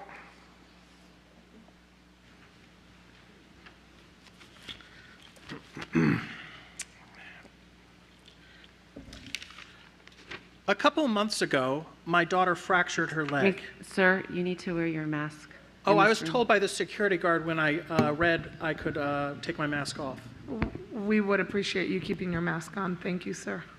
Is it required or appreciated? It's our policy. Give me back that time, please. You just took away 7 seconds. Thank you. Thank you all. We're going to let our speaker go ahead. A couple of months ago, my daughter fractured her leg. She needed special help to go to the bathroom. So instead of going to school, she did homebound care. This is where a teacher comes and tutors her for an hour every day after school. She is healing nicely and will be back in school on Monday. This whole incident made me aware of a weird double standard. If she gets COVID or is in close contact with someone who with COVID, she is allowed to attend her class virtually. If she stays home for any other reason, including a different infectious disease, she is not allowed to attend her class virtually. It should be the same standard no matter the reason. We have the equipment and the teachers have the training for virtual learning. All in-person classes should also be on Zoom. My daughter's in-person preschool was also on Zoom, and my girlfriend's in-person grad school classes are also on Zoom. If I keep my daughter home for any reason, she should be able to watch her class virtually and have a teacher check on her at the end of the day. Also, it would be nice for parents to be able to go on Zoom and see what is being taught to their children. Thank you very much. Thank you. That was our last speaker. We also have 2 video testimonies. Our first one is from Robert Rigby.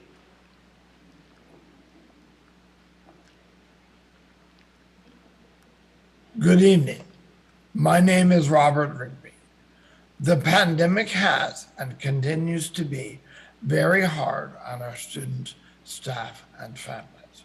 We've had virtual school, hybrid school, concurrent, and in-person. We've had vaccinations, masks, and variants.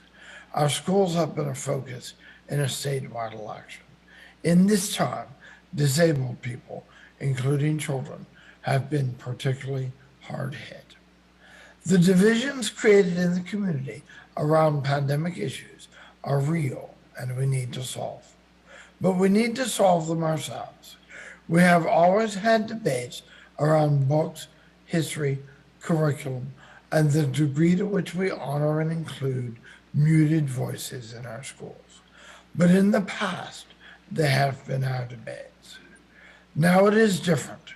There is so much outside media, messaging, and money involved that it has limited our ability to discuss and solve our differences in our own community. We need local control. I think these outside media, money, and organizations should leave us to heal our wounds and come back together. Education, a unified community, and peace in our Fairfax County depend upon it. Thank you for listening. Our next video is Theodore Geis. Good evening, everyone. I really didn't want to have to speak again, but I kind of think that I have to because no one can seem to get their mind on what is the best solution to continue with Fairfax County Public Schools.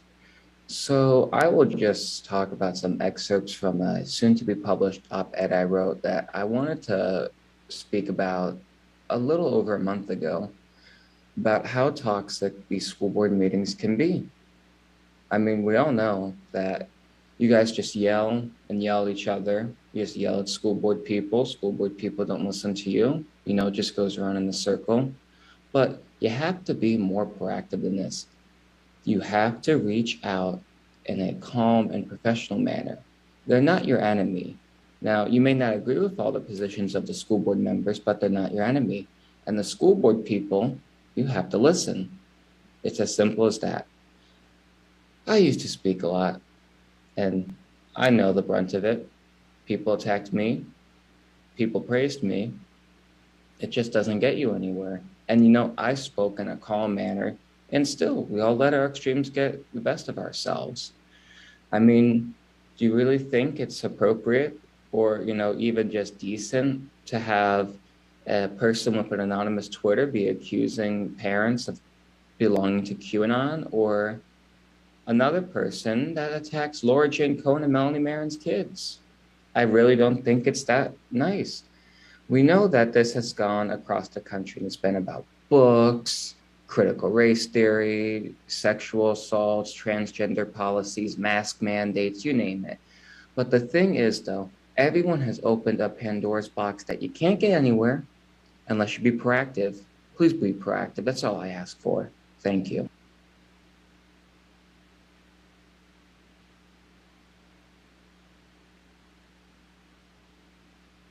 Okay, agenda item 4.02, Superintendent Matters, and I'll call on Dr. Brabrand. Thank you, Chairman Pekarsky. A couple of things I want to share with the community this evening. Don't all hold your breath at once, but I understand.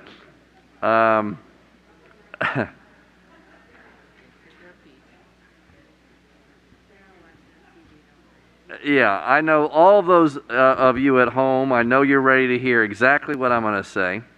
But we have a couple of good news items to share. First of all, Forbes magazine just announced that Fairfax County Public Schools made the top 500 list for best largest employers in the United States of America. We're halfway up that list at 264, and we certainly want to get to the top. But Fairfax County was the only school district or educational employer in Virginia to make the list. The only school district or educational employer. So we're very proud.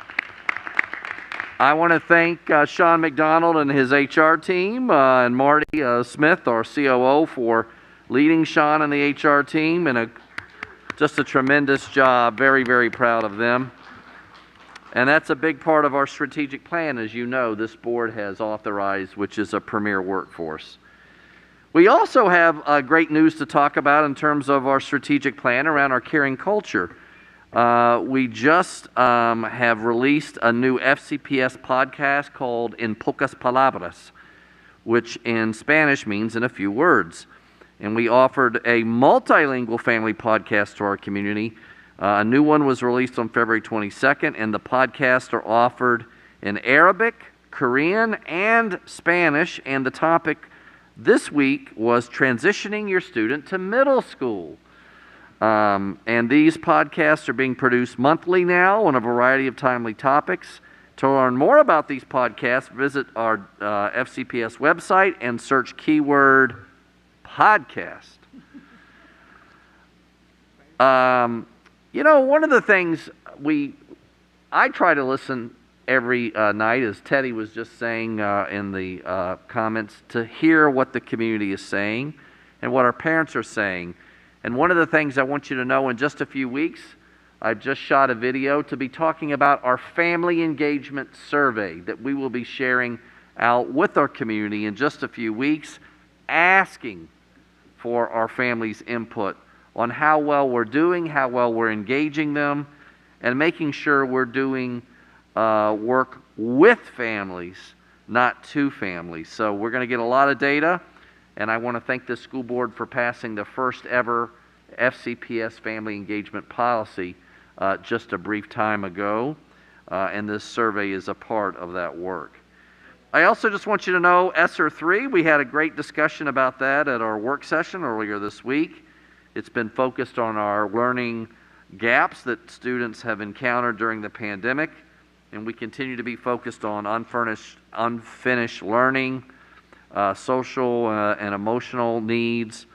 And by the way, social and emotional needs are what some call SEL. I call life skills. I call career skills. I call it EQ. And every kid who's going to be successful in this country, in our global economy, is going to need IQ and EQ. We're going to teach both in Fairfax County Public Schools. And so we have a lot of that in our ESSER 3 spending. We also have some work around technology and multilingual engagement. So As the speaker also said tonight, we have our at-a-glance ESSER plans, but we'll have the full plans out on our website in just a few weeks, and really hope you all will go and take a look at the well-done plans by each of our schools. Finally, and I wanted to just mention two final things. One, I know the school board will be voting tonight on our FY23 budget. I'm super excited that the county executive earlier this week, Brian Hill, did put in his budget another fully funded budget request that was in my proposed budget. And this will be the third time in 5 years of my time as superintendent that we have the opportunity, again, still waiting, of course, for the Board of Supervisors to take that final vote to have a fully funded budget. But I am very excited. The budget includes a step increase for all eligible employees and a 4% market scale adjustment. It also has new lead positions for special ed at elementary schools, which will bring and usher in a new era in special education instruction. Additional days for professional development and training. And really 86% of this budget allocated to instruction to student success, part of our other strategic plan around resource stewardship, strategic plan focus around resource stewardship. And then finally, I want to just mention this year, Public Schools Week, National Public Schools Week is February 21st to the 25th, which is this week, and it serves as a time to celebrate the achievements of our public schools and the contributions of our students, parents, and education advocates. It's an annual celebration to really celebrate the best of in our public school system, and we are fortunate to be in the premier school district in America. Our schools are open and remain open for every child by name and by need, and we will continue to work to build their future together. And as earlier said by Chairman Pekarsky, I will be sharing some additional information about how we continue to keep our students and staff safe, even as COVID goes down, while complying with our obligations under recently passed General Assembly law. That information will be out early tomorrow afternoon. Thank you very much. Thank you, Dr. Brabrand. Agenda item 4.03, student representative matters, and I call on Mr. Chowdhury. Good evening, Madam Chair, board members. As someone who will still be considered legally a child for about 3 more hours, I wanted to talk about something. Oh, thank you. I wanted to talk about something that I think has really deeply shaped me, and especially my experience as a young person. As you all know, my freshman year, I struggled very profoundly with my mental health. Well, here is the second part of that story. As a sophomore, I was able to get some of the interventions that I needed. But as this began, also began an incredibly perilous journey, navigating the IEP process.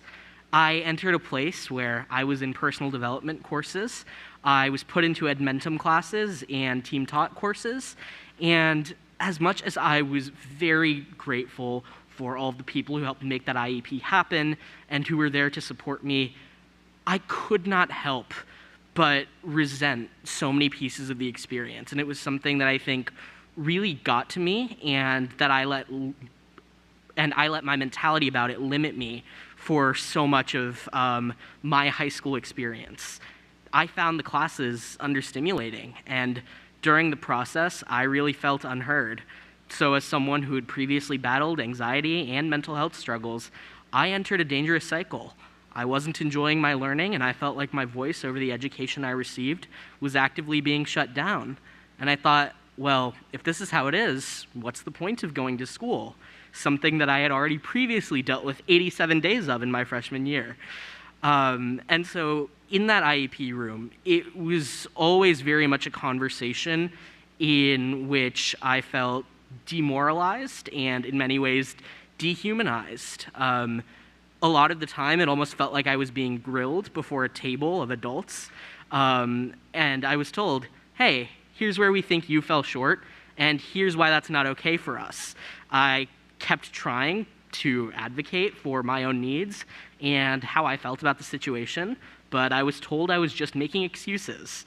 And I thought this might be an isolated experience, but later on, before I was elected as student rep, I was talking to another student about how I was used to leaving those meetings in tears. And he said, oh my gosh, I've had the exact same thing happen to me. And as I did a report that year for my journalism class on twice exceptional students in FCPS, and I met some advocates from SEPTA, I found out that there have been some really deep struggles. And I think for a lot of students who have gone through this process, there is really this feeling of conflictedness where it's, oh my gosh, this has helped me in so many ways, but I also feel harmed or set back in so many ways. And so really balancing that and making sure that we are not just, I would say, demonizing and disparaging students in that process is huge. And when we talk about special services and FCPS, we really need to center our goals around building students up rather than putting them down. And I especially think that when you're on an IEP, there's this assumption that a student might not be able to do well in certain environments or might act a certain way, might have certain behavioral issues. But the truth is, there is no such thing as an average student on an IEP. The level of diversity in terms of needs and individual circumstances is massive. And so with that, this was kind of a little mishmash of ideas I had written down that I wanted to share. I think number one, really making sure that our team taught classes, in which we have one general education teacher and one paired special ed teacher, that the general ed teachers in those environments are familiar with neurodiverse populations, that know how to interact with those of us who have struggled or have disabilities, who have a record of excellent teaching in their school communities, and who actively want to teach neurodiverse populations. I think that's huge. And I also remember in elementary school that there were some instructional assistants who would support either individual students or small groups, regardless of whether they were learning in general education or advanced academics, all the way down to smaller setting classrooms. And I think those kinds of direct supports could be further utilized at the high school level especially. Because right now, as it stands, our team-taught classes and our self-contained courses, for example, are only offered at the standard course offering. So let's say we have a student who's really exceptional in English. They have to take standard English if they're recommended into a team-taught course. They're not able to take AP Lang or IB Literature. And that's a really big barrier. And so I think looking forward at how we can accommodate and get through that, even within that team-taught setting, and also acknowledging that, hey, in our current team-taught classrooms, not all of the students in there are in special education. And so even it may even take, 10 to 15 students in a certain environment to be able to have that set up and one advanced course teacher along with one special ed teacher there for support. And we do have pretty big high schools at over 2,000 almost everywhere. But in cases where if we look at that and say, okay, it looks like our population isn't big enough to support this, I think looking at specialized programs or concentrated programs for this could be really hugely helpful. And I think it's really important that we are engaged in our academic environments, that we are affirmed, and that we feel like our needs are cared for is incredibly crucial. And then the other thing that I think is going to be a defining question for us long term is how to better support students who might not be able to get a diagnosis that qualifies them for special supports or get the supports they need outside of school at all. It can be really difficult for students who do have disabilities but whose parents might not know how they can reach out to get their kid that support. Or even worse, those whose families worry that communicating their child's disability would limit their access to educational opportunities. And that's why I also think parent education comes in there, a partnership comes in there, and really understanding that supporting students with disabilities is so much more than just classroom accommodations. It is about day-to-day life, it is about support, it is about feeling loved, and really making sure that we can feel uplifted when we come to school every day, that we want to be there, and that we don't feel in any way constrained or chained down is how we can change that for the better. Thank you. Well, thank you. And Thank you, and a very, very happy birthday from all of us.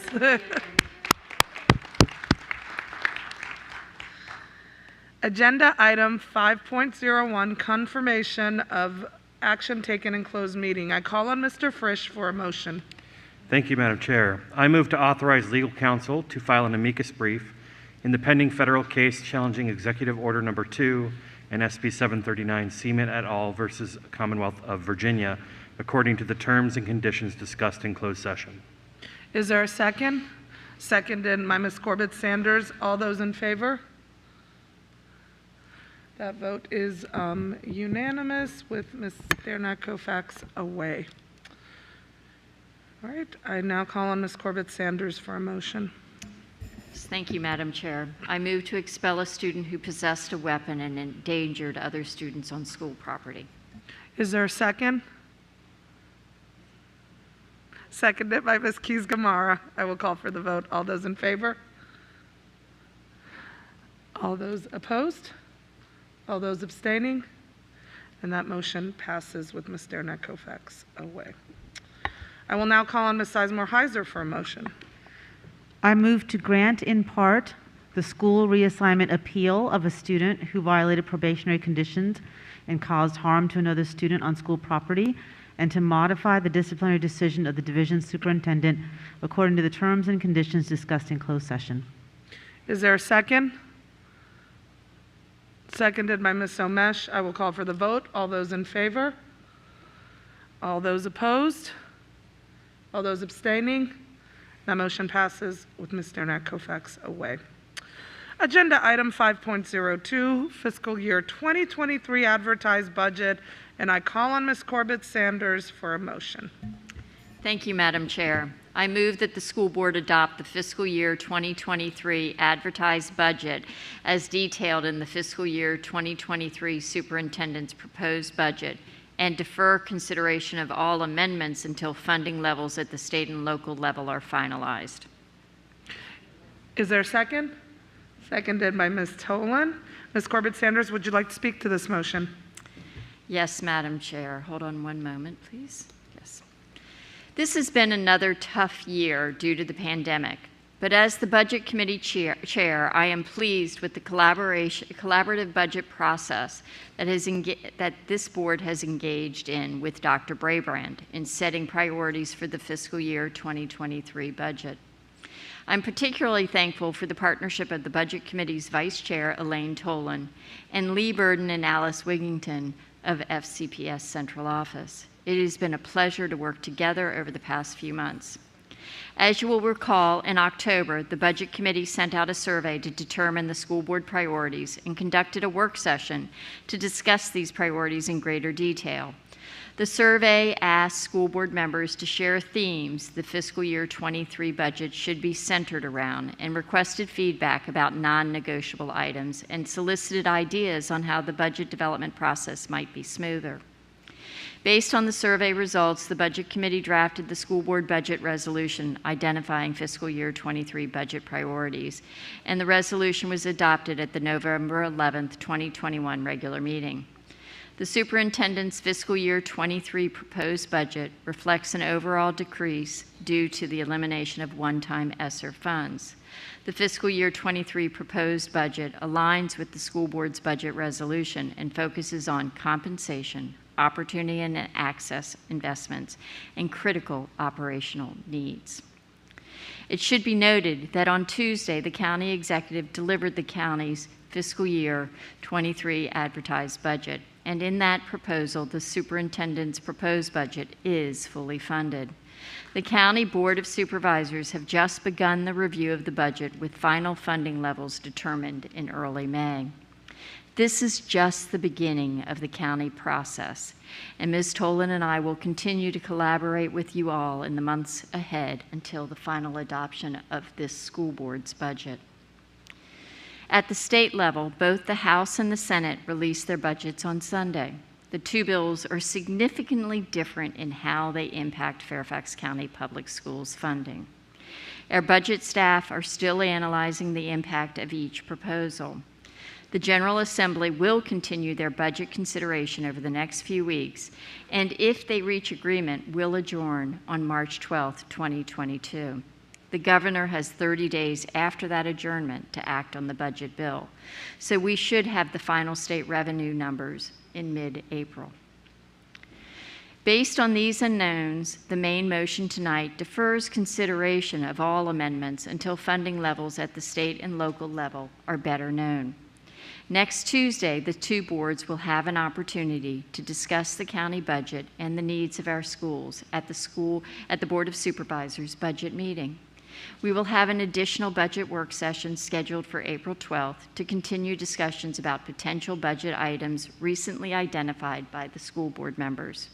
The first follow-on motion tonight provides a listing of the items for further consideration. Based on the consensus reached at the April 12th work session, the superintendent will provide a recommendation on how of the amendments and identify funding prior to the final adoption. The final budget approval is scheduled for May 26, 2022 by this board. Many thanks to Dr. Brabrand,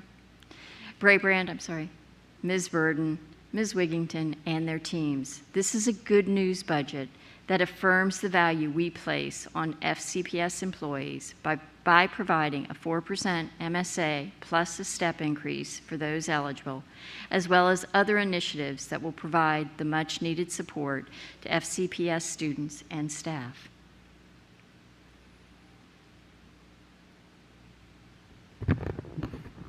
Thank you, Ms. Corbett-Sanders. Ms. Tolan, would you like to speak to your second? Thank you. I don't have a lot to add. I thank you to Ms. Corbett-Sanders for providing us with a nice overview of the budget and the budget process as we move forward.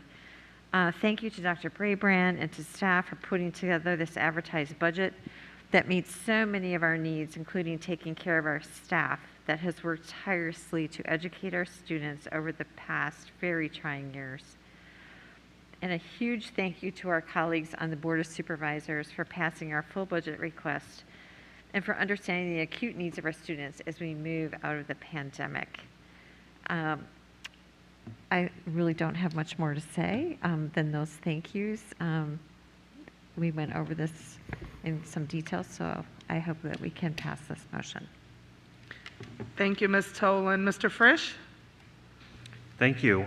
First, I want to thank Ms. Corbett-Sanders and Ms. Tolan for the work they put into this budget with our incredible staff, so thank you very much. It is a good news budget in part because of all of that hard work. One thing that I'm particularly looking forward to is the investments we're making in our staff. Couple that with the investments we're making in recovery of academic loss for our students, and I think we're heading in the right direction. And I think we need to acknowledge we can always do more, right? I keep talking about changing the sales pitch around teaching and working in schools. Part of that comes with doing these kinds of steps towards paying teachers and staff what they deserve year over year over year. And I'm grateful that my colleagues are interested in doing that work as well. I'm not going to be speaking to the first follow-on motion, so I'm just going to get it out here. I look forward to engaging in these conversations during the work session this spring.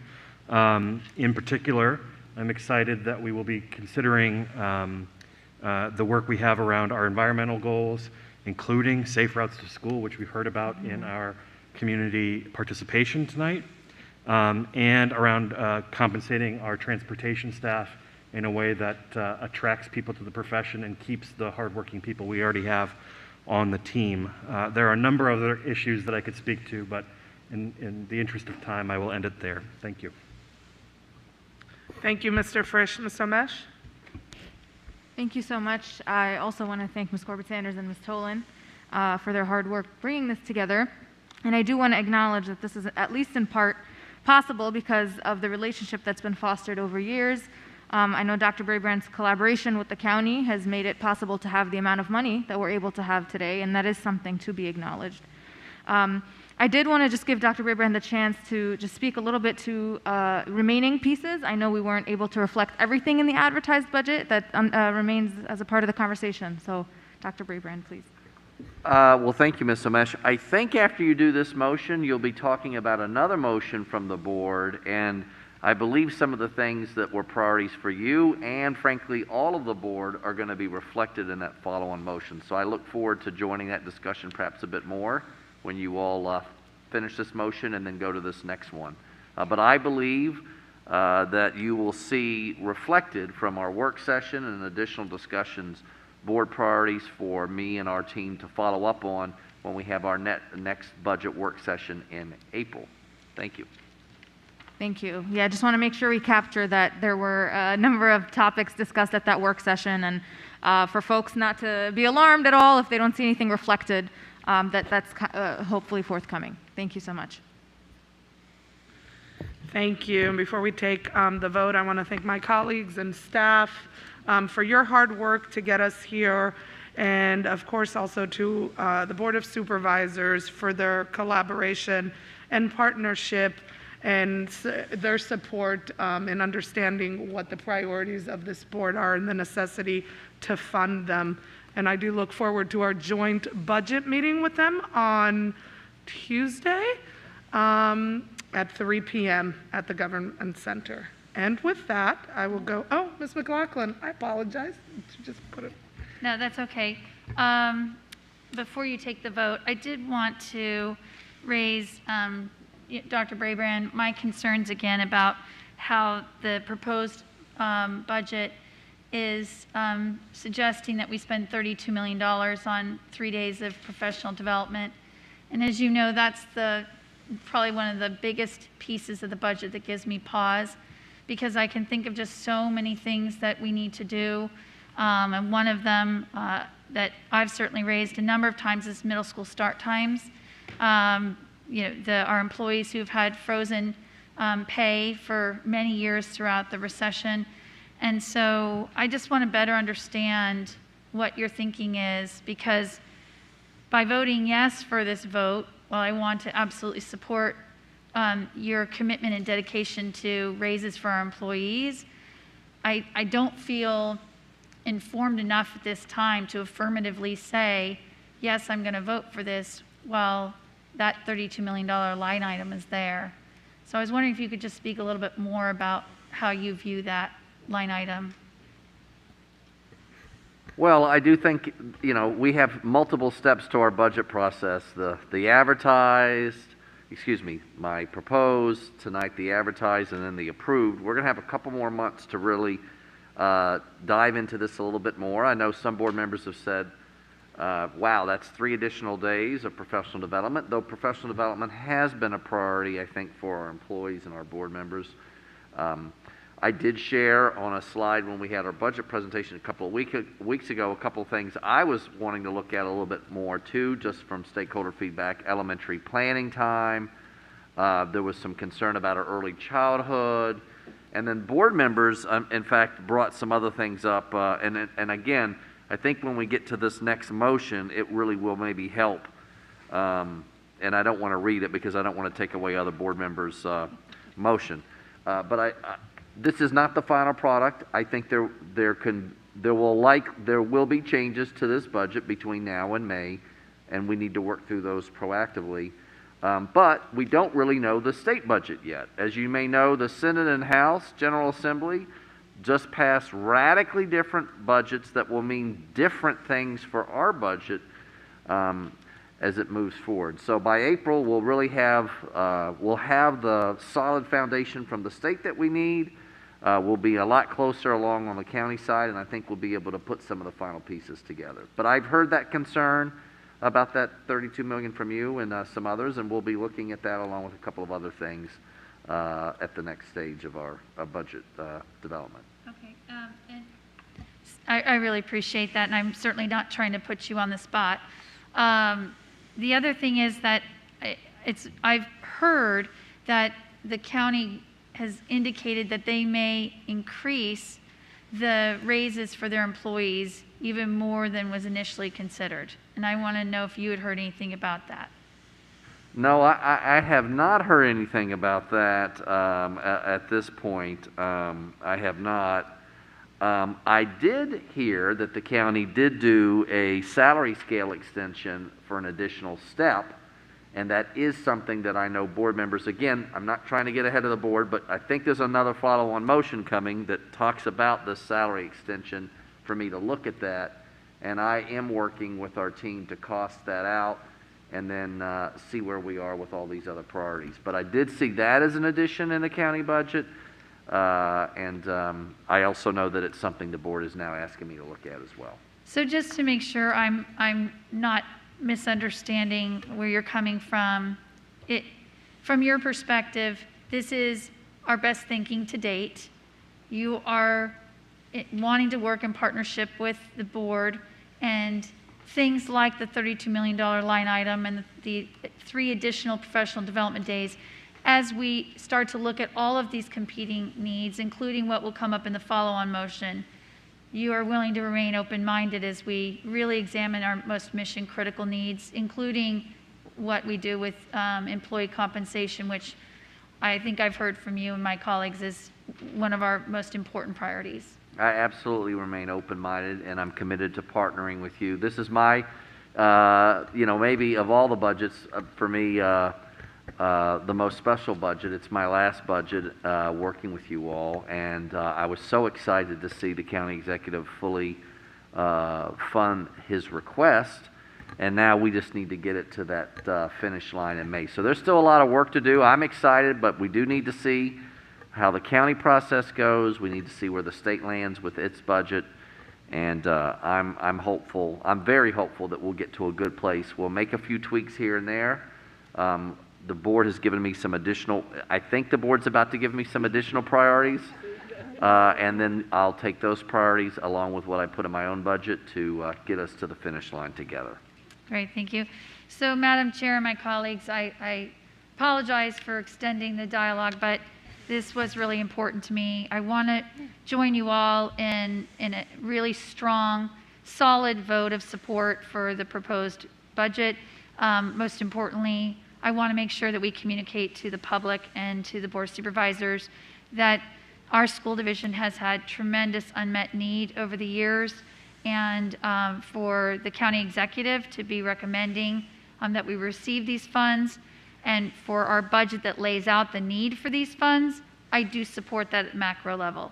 The details within it, and a $32 million line item is a pretty big one, as long as hopefully you understand that as we work through this until our final budget vote in May, we'll continue to have those questions to ask and desires to consider as we reshape the budget. But I will join you all tonight in voting for it. Okay, I'm going to go ahead and call for the vote. The motion is before us on the screen. All those in favor? And that vote is unanimous with Ms. Sternak-Koufax away. Thank you. All right. Big one. And I will now call on Ms. Tolan for a follow-on motion. Okay. I move to direct the superintendent to bring an updated plan to the April 12th, 2022 budget work session to address the following topics. They're in alphabetical order. These topics were gathered from the February 8th, 2022 budget work session.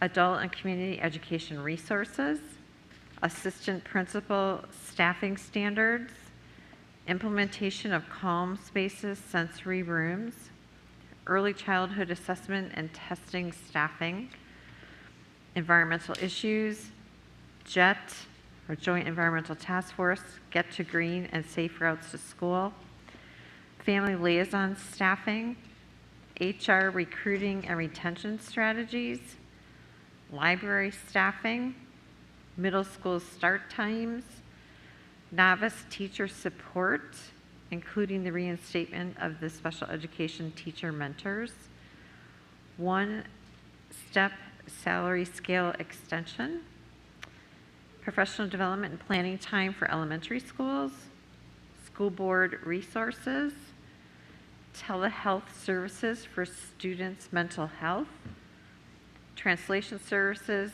and transportation compensation.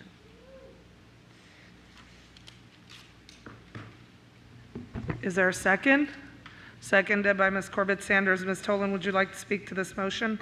Just very briefly, I am happy to make this motion as it encompasses the additional needs our board members and our public has brought to our attention through our budget public hearings, our visits to the schools, PTA, and community meetings.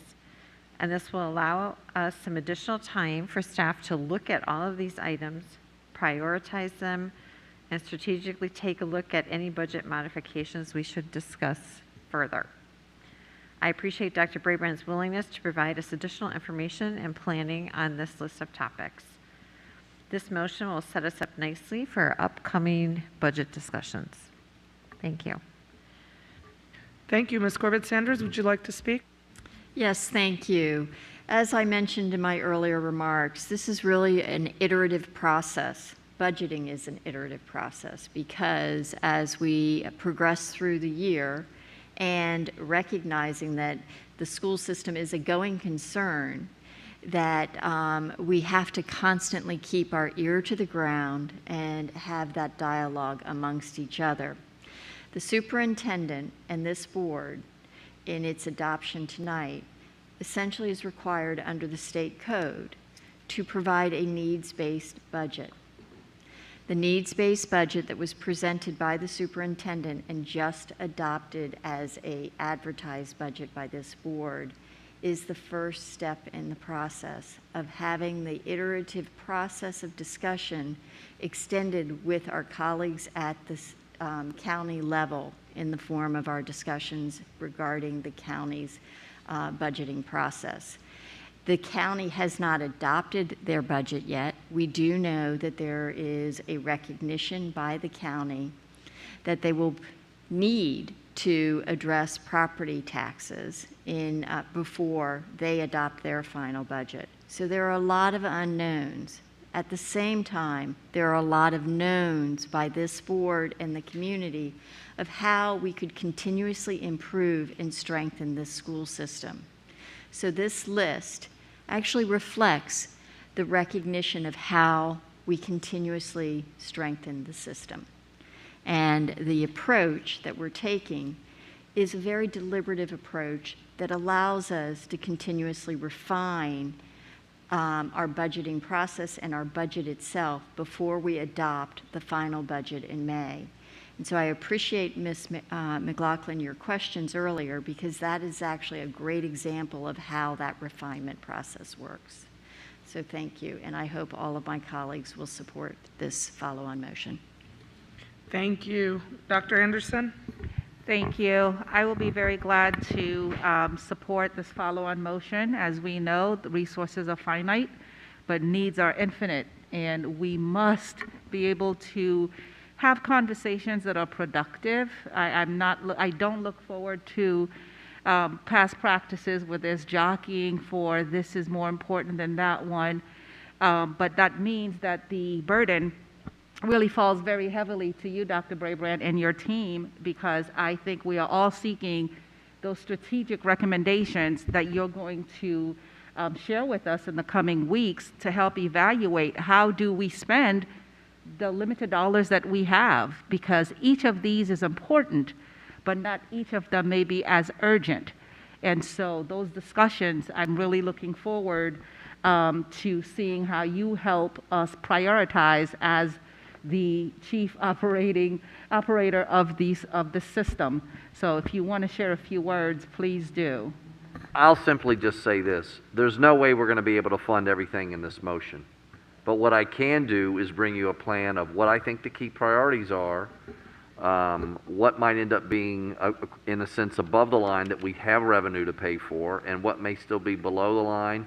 And we can even talk about, well, are there trade-offs that the board would want to look at? But, you know, we talked a little bit about that at the work session. We have a month and a half, and we'll be in a much better place to really know what we have available to us from both the state and local. But no, we're not going to be able, I will say that clearly now, every one of these things fully costed out is far more money than what we're going to have available, and we will be strategic in doing this and do it in alignment with our strategic plan goals that we were talking about just earlier tonight. So thank you for that question.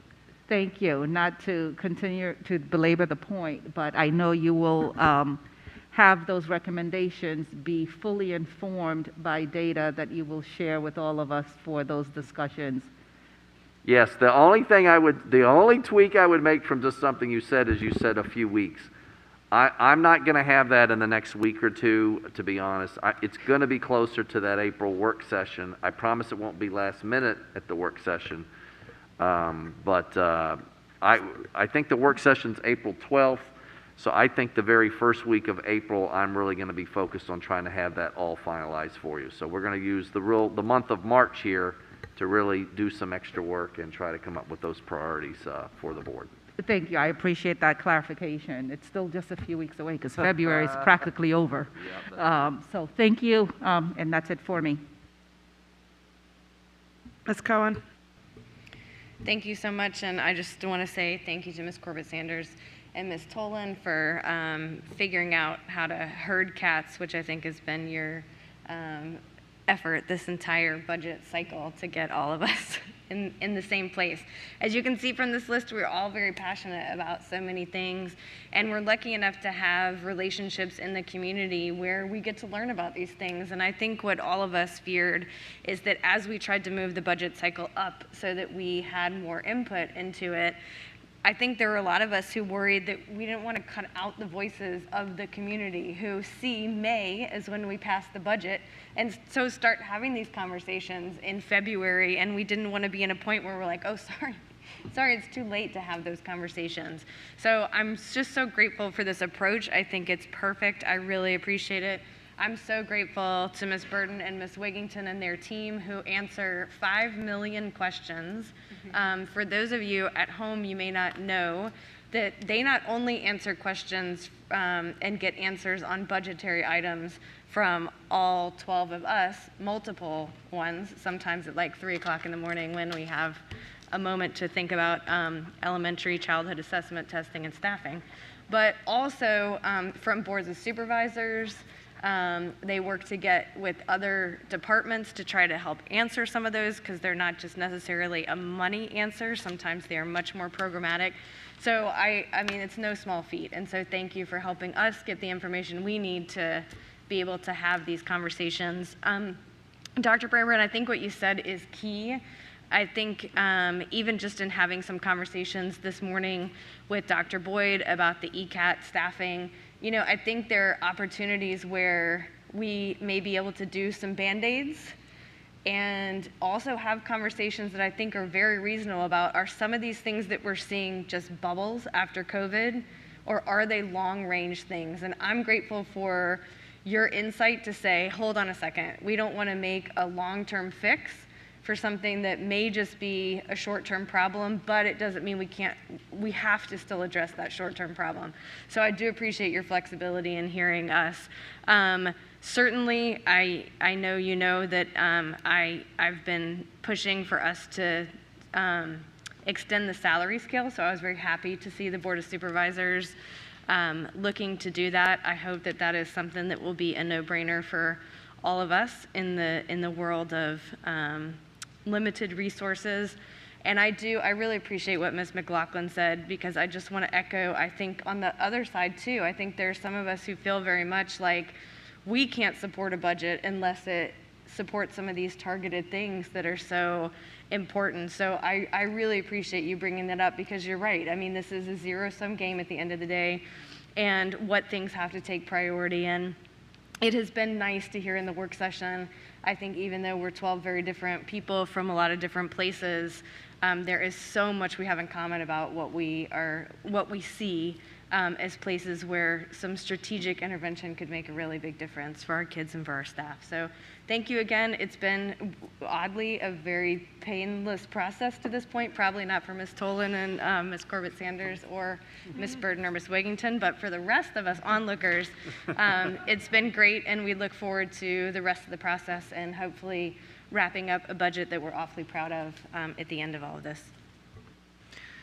Ms. Keys-Gamarra?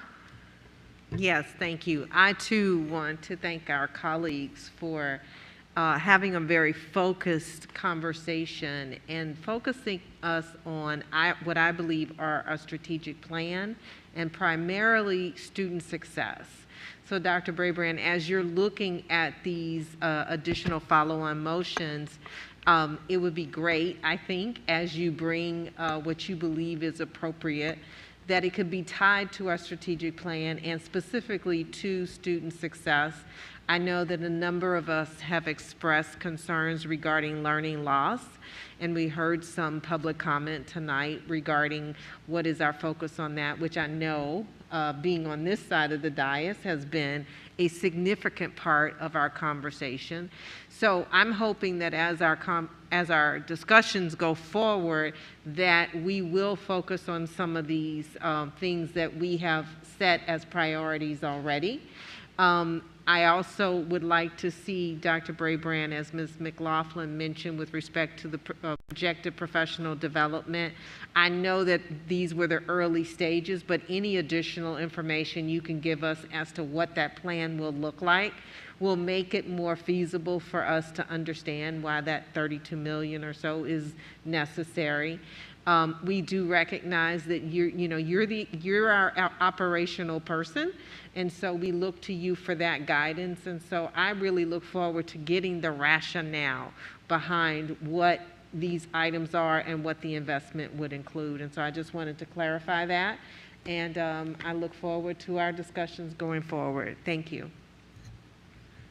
Thank you, Ms. Keys-Gamarra. And before we take the vote, this is a very long list, Dr. Brabrand, so I too will absolutely be looking towards you to help prioritize and align the needs of our students in this system with some of the things that are before us in this motion.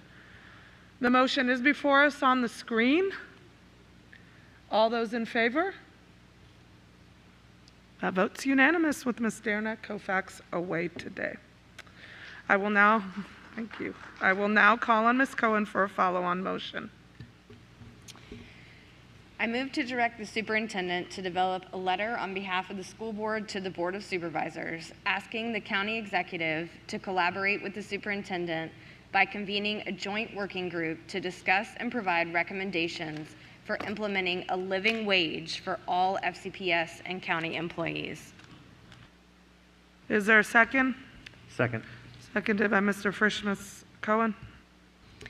I won't belabor it, no pun intended, that we all have been having conversations, and I know had amazing advocacy, in particular from some of our IAs, about the fact that the starting salary here in Fairfax County, while the previous board did a great job of getting us in the right direction, $25,000 is not a living wage here. So with help from our colleague Karen Corbett-Sanders, I think it's an excellent idea that we ought to work in unison with the county to ensure that there are no employees that work either for Fairfax County or for Fairfax County Public Schools that are not being paid a living wage. So we want to work together to come together with a budget plan to get all of our employees there and keep our employees at a livable wage, even as the times continue to change.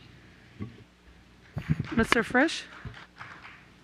I think there's great interest among all parties that we address this issue. The county is certainly interested in making sure that its workers have a living wage as well. This comes down to something very simple, the idea that you should be able to afford to live in the area in which you work. And we want that to be an option for everybody that works in Fairfax County Public Schools, and certainly our county counterparts as well. So I won't belabor the point either, and I do intend the pun, but we'll leave it there. Thank you. Okay. Ms. McLaughlin? I do want to express my appreciation for our colleagues bringing this to us. One of the things I've always championed is that we really work with the county so that regardless of where employees sit on the aisle of working for schools or working for county government, we all are one Fairfax. We are one Fairfax family. And so I really like this approach a lot. I know our deep commitment and concern that all employees are earning a livable wage. but I want to do this in partnership with the Board of Supervisors, and that we would have a holistic and in-depth review of this issue. So really appreciate you bringing it to us in this manner, and I'll support it. Thank you. And with that, Ms. Corbett-Sanders, would you like to speak? Yes, I wanted to thank my colleagues for bringing this forward, because it really is building on an approach that has worked very successfully in the past. We know that when the county and schools work collaboratively together, we come out with better solutions for all. And this is modeled very similarly to the work that has been so instrumental on the Joint Environmental Task Force, on SCIPT, and others. And so by the two groups working together, we know that we can have a shared understanding and clarification of terminology and expectations. And I just think that this is a great way of doing things. So thank you. Thank you. And I think now we are ready to go ahead and take this vote. The motion's before us on the screen. All those in favor? And that motion is unanimous with Ms. Dernack Koufax away. Got through our budget. Excellent. And it is the chair's understanding that there are some requests by board members to change previously taken votes. Are there any board members who would like to speak? Ms. McLaughlin? Yes, for my colleagues, as you know, earlier this evening, we took votes on 3 motions from closed session. The first one that had to do with authorizing legal counsel to file an amicus brief in the pending federal case. As I had also shared with all of you, that I have unanswered questions, and I didn't feel comfortable at this time to vote yes for that. Unfortunately, I thought we were voting already on the student discipline case, and in 10 years, I've never made this mistake before. So with your indulgences, I would like to ask for unanimous consent from the board that I would withdraw my yes vote and that it would be recorded as an abstention. All right, without objection, the member's vote is withdrawn, and with her abstention, the motion was still adopted. Are there any other school board members? Ms. Omesh? I'd like to modify my vote on the student expulsion to be an abstention rather than a vote in favor. Thank you. Okay, and without objection, that member's vote is also recorded. Thank you. Okay, and agenda item 6, consent agenda, and I'll turn it over to the vice chair. Thank you. Our adopted rules of parliamentary procedure, Robert's Rules, provide for a consent agenda listing several items for approval of the board by a single motion. Many items have gone through board review, and documentation has been provided to all board members and the public in advance. Items may be removed from the consent agenda at the request of any board member prior to the meeting. The consent agenda items are on the screen. Is there any objection to approving the consent agenda? Hearing and seeing no objection, the consent agenda is approved. Agenda item 7, new business. The following are new business agenda items. There will not be a vote on these items this evening, but action is scheduled at a future meeting. The new business items are on the screen. I will turn it back to Chair Pekarsky. Agenda item 8, board committee reports. I'll call on Ms. Cohen for a governance committee update, and then Ms. Tolan for an audit committee report. Sorry, Ms. Cohen's got to get her stuff together so that she can give a governance committee report. Okay. Governance, we met last week, and I was so thankful to all my colleagues, as always, for showing up and really hanging in there. We extended our meeting because we weren't able to meet in January, so it was a long meeting. So thank you all so much to Mr. Frisch, Ms. McLaughlin, and Dr. Anderson for your time and your energy. We also tackled some pretty weighty things. First, we tackled policy 2100.3, which is our wellness policy, and brought our policy into alignment with the new VDOE policy. That was will be on new business, for our meeting in 310, and then should head to consent. That said, we are going to be tackling the second half of the wellness policy, which will be our middle school recess, in the coming months. Our next item was tracking of motions. We worked with Ms. Esther Coe, our Auditor General, to incorporate a method for tracking board motions and follow-on motions. The recommended changes to the governance manual will be on new business for 310 and on consent for 324. The next thing we tackled was draft social media policy. We're working with OCCR and Helen Lloyd on this policy that would apply to all FCPS employees using social media in their official capacities. The policy was sent back to OCCR and legal for further revision, and they will bring it back to the March governance meeting. Next, we tackled policy 3280, which was the controversial issues policy. We began the discussion on this policy and will continue to work with Dr. Presidio and his team to further refine it. And last but not least, we got to see the final version of the trust policy, a really new and important policy for our decision, for our entire division, and also certainly to this board. So because it was such an important policy, we decided to do something a little bit differently than we normally do. And we're going to have a presentation to the board at our 310 regular business meeting so that everybody has an opportunity to see the policy, ask any questions they want to, and work it through. And then it'll be scheduled as an action item at a future meeting after that. Thanks. The Audit Committee met on February 16th, and we discussed the following items.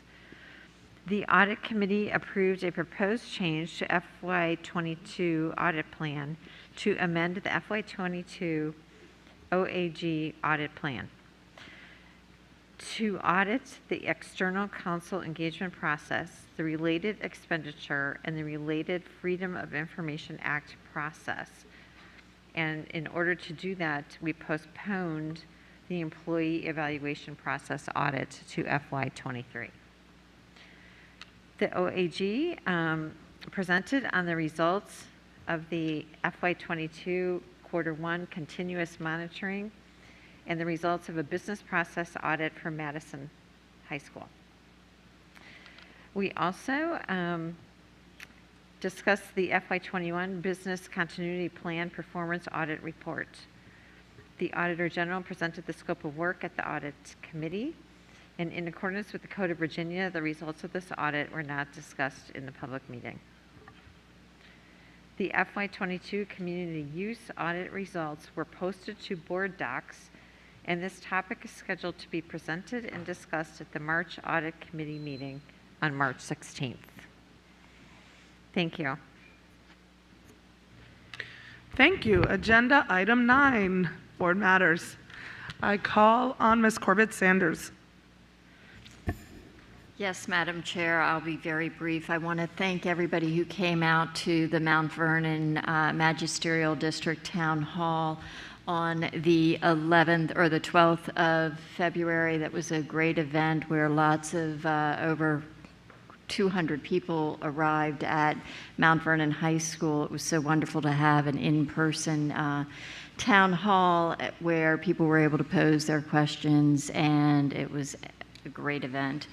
I also want to do a shout out to the students of South County High School who on Monday will be having a mock convention in which they will hear from potential candidates seeking the endorsement of to run for office.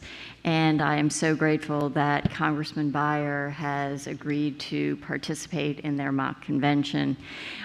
We also have had numerous conversations and work being done over the past couple of weeks on the budget, which I am so appreciative of all of our colleagues for all of your contributions to this work and then supporting the advertised budget tonight. So I wish everybody a great evening. Thank you. Thank you. Ms. Omesh? Thank you so much. I don't want to go too long. I do want to celebrate our student mental health working group that was invited to the Student Health Advisory Committee to the school board just this past week, completing it just about exactly on the anniversary of a year of their work, meeting monthly and sometimes even weekly to put together proposals, to discuss, to share with staff, and just put in a lot of hard work, 1 to 2 representatives from every high school. And they had the chance to showcase that at that meeting, and Dr. Boyd was a part of that conversation. And one of their proposals, which I believe has now been reflected, was the telemental health support, and their second was requesting review of some of the SEL learning, which I know will be an ongoing conversation. So I'm very grateful to them and excited to see additional student involvement that brings about change. The second thing, yesterday, Tuesday, oh no, it was yesterday, such a long meeting. We had a really healthy and powerful conversation, as I advertised before, a justice, equity, diversity, and inclusion conversation around critical race theory. I think most people were half asleep last time I said this, so I am saying it at this point. But really, to just unpack and deconstruct some of the confusion and misunderstanding around it. And there was some healthy disagreement, and I think that that is a model for how nuance can help us have conversations, but still see our collective humanity and come together for collective goals and seeing where we may align. So that was really productive and ultimately encapsulated the end of the session with the idea that education is liberation. Finally, I'm really excited to be celebrating tomorrow the announcement of our new principal at Bucknell Elementary School. So looking forward to perhaps joining some of my colleagues in doing that. But otherwise, have a good night, everybody. Thank you. Ms. Keys-Gamarra, followed by Mr. Frisch. Thank you. I want to start by chatting a little bit about the Title I meeting where we met with parents regarding their public engagement policy, which was a really good discussion as we broke into small groups and talked about how we can do a better job. Even though they had lots of glows, Dr. Brabrand, there were also some concerns that they raised, and that information will be passed on. And I also had an opportunity to participate in a legislative priorities discussion with Representative Connolly as he celebrated Black History Month. So I was pleased to participate in that. I did want to just really brag on our students. I have to say I had the pleasure of talking to about 90 of our students at Kilmer Middle School this week. And they were pretty amazing. I said, you know, you have a school board member here and the buzzer will not go off. What do you want to say? And they wanted to talk about how the mask mandate came about, how it was intertwined with the legislation and the governor. And so we had this impromptu civic discussion, which warmed my heart because that just brings joy to my heart. But the discussion of how they discussed the nuances of how different people felt. There were a number of kids just when I asked how they felt about it, they just put thumbs down, we hate it. But then they also explained why they knew it was necessary. So I just want to say thank you so much to our Kilmer Middle School students who really showed that the Fairfax education system is working. So thank you guys so much. It was such a pleasure to be there. Thank you very much. I'm going to keep this short. Since our last meeting, I've had conversations with nearly 20 principals, and I'm looking forward to visiting some schools in the next 2 weeks. We've got several on deck. Just recently was grateful to attend a meeting of the local Moms Demand groups and talk about all the great things that our school division is doing to prevent gun violence and suicide prevention. So looking forward to furthering those conversations as the months go on. Thank you very much. I was very excited. Sorry, I thought you just wanted us to go in order. No, go ahead. I was excited to get to join Mr. Frisch in that discussion, and just always nice to be able to have some conversations, as Ms. Keys-Gamarra said, about what's working and what isn't, and how we work to make it better, which at the end of the day, I think all 12 people who are up here and who are online, that's our job, that's our goal every single day. What we wake up and go to bed thinking about is how do we make this whole system better. I had the opportunity to go to the Lake Braddock Principals Cabinet, and Ms. Keys-Gamarra, you could not be more right. Holy guacamole. I can't wait to see all of these kids running the world, because we're going to be in really good shape.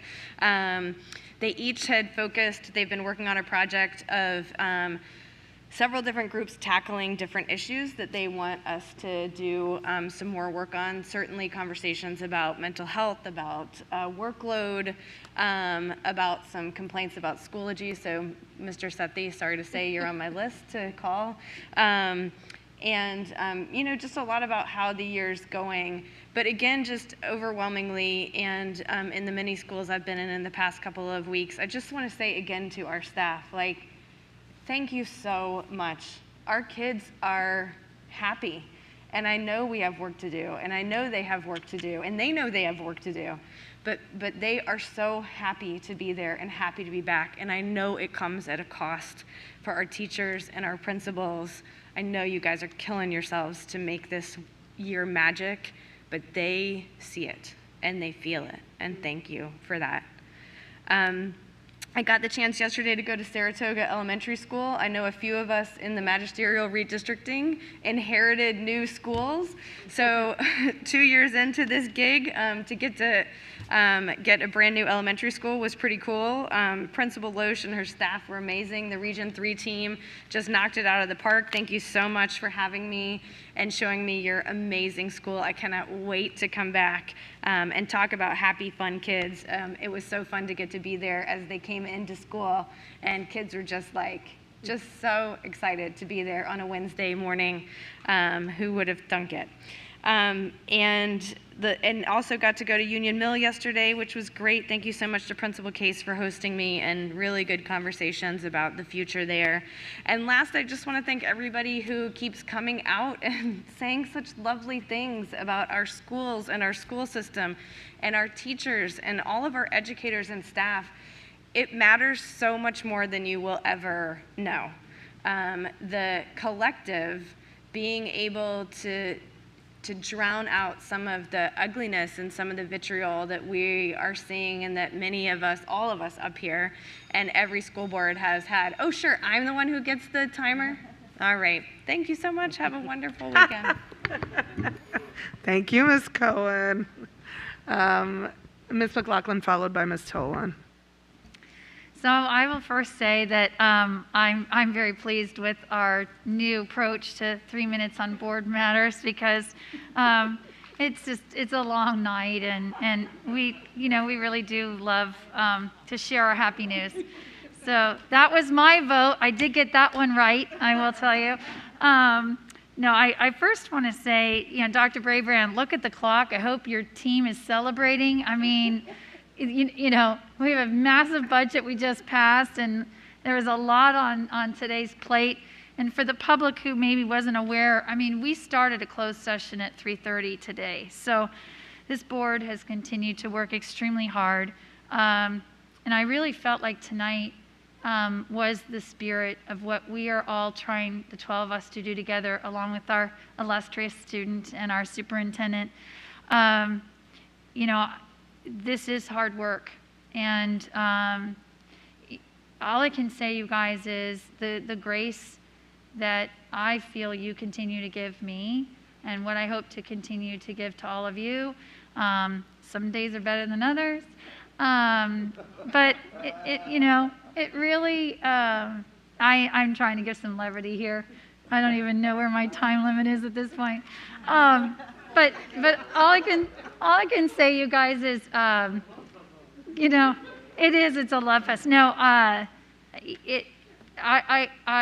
know that our community could actually use this positive modeling that we're doing, and I do hope our community understands the 12 of us can see things differently, but the whole point is that we bring our own diverse perspectives. And as we show care and consideration to listen to one another, I hope we model that for our community of, really saying to everyone, let's speak to the issues. Let's, Teddy Geis, the Woodson graduate, so proud of him tonight in his remarks, and Dr. Braeburn, thank you for giving him a spotlight. We really need to truly look at how we help our community heal. And I just want you all to know that that's my effort and my commitment today going forward. And I hope our community will reach out and let us know. If they're not feeling it, we'll keep working hard at it. But we really are here for everybody. So thanks, guys. So it's Custodian Appreciation Week. I want to thank all of our custodians for the amazing work that they do to keep our schools running. We truly couldn't do anything in our schools without their hard work. I just want to do a quick congratulations to Dranesville Elementary School Principal Jamie Gadley on being named the Region 1 Outstanding New Principal. And a few other amazing Dranesville staff. Dana Chen, Haycock Elementary School Assistant Principal, was named FCPS's Region 2 Outstanding Leader. Kathleen Jacoby from Herndon High School, the band director, was named the Region 1 Outstanding Secondary Teacher. And Sarah Eichmeyer, 6th grade at Chesterbrook Elementary School, was named the Region 2 Outstanding New Elementary School Teacher.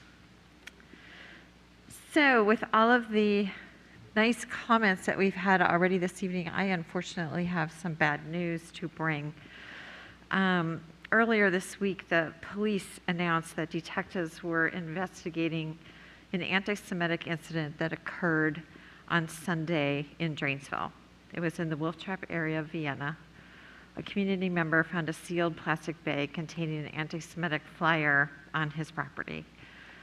Prior to police arrival, the community member found an additional 70 to 80 flyers throughout the neighborhood. Detectives are working to determine the origin of these flyers, and patrols have been increased as a precaution. I've had conversations with our Jewish community and fully support our Jewish families in a fight against this type of attack. Incidents such as this one remind me that we must always work together to ensure that our schools are a welcoming community for all students and all staff, regardless of religion, race, or country of origin. I strongly support the efforts of our police department to locate and identify the perpetrators of this and any other anti-Semitic conduct in our county. The police would like to hear from anyone who may have information about these flyers or may have home surveillance footage that may have captured the distribution of these flyers. So, I just want to say I support, all of our families in Dranesville, and, hope I don't have to report on any incidents like this in the future. Thank you and have a nice evening. Ms. Barron, followed by Dr. Anderson, and then Ms. Sizemore-Heiser.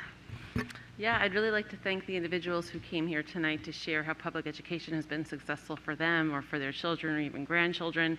I didn't realize how much I personally needed that bit of fresh air. I'm all for working toward improvement and doing more and more in FCPS, but I strive to do it with trust, civility, and respect.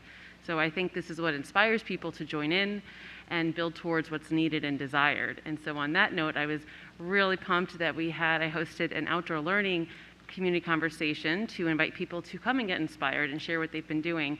And we had representatives, we had students, family members, parents, staff, community members whose children had long passed through.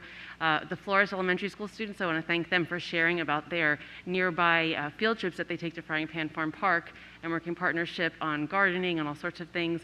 Also Forest Edge, they're creating a new outdoor space, and I'm really excited to learn more and help there.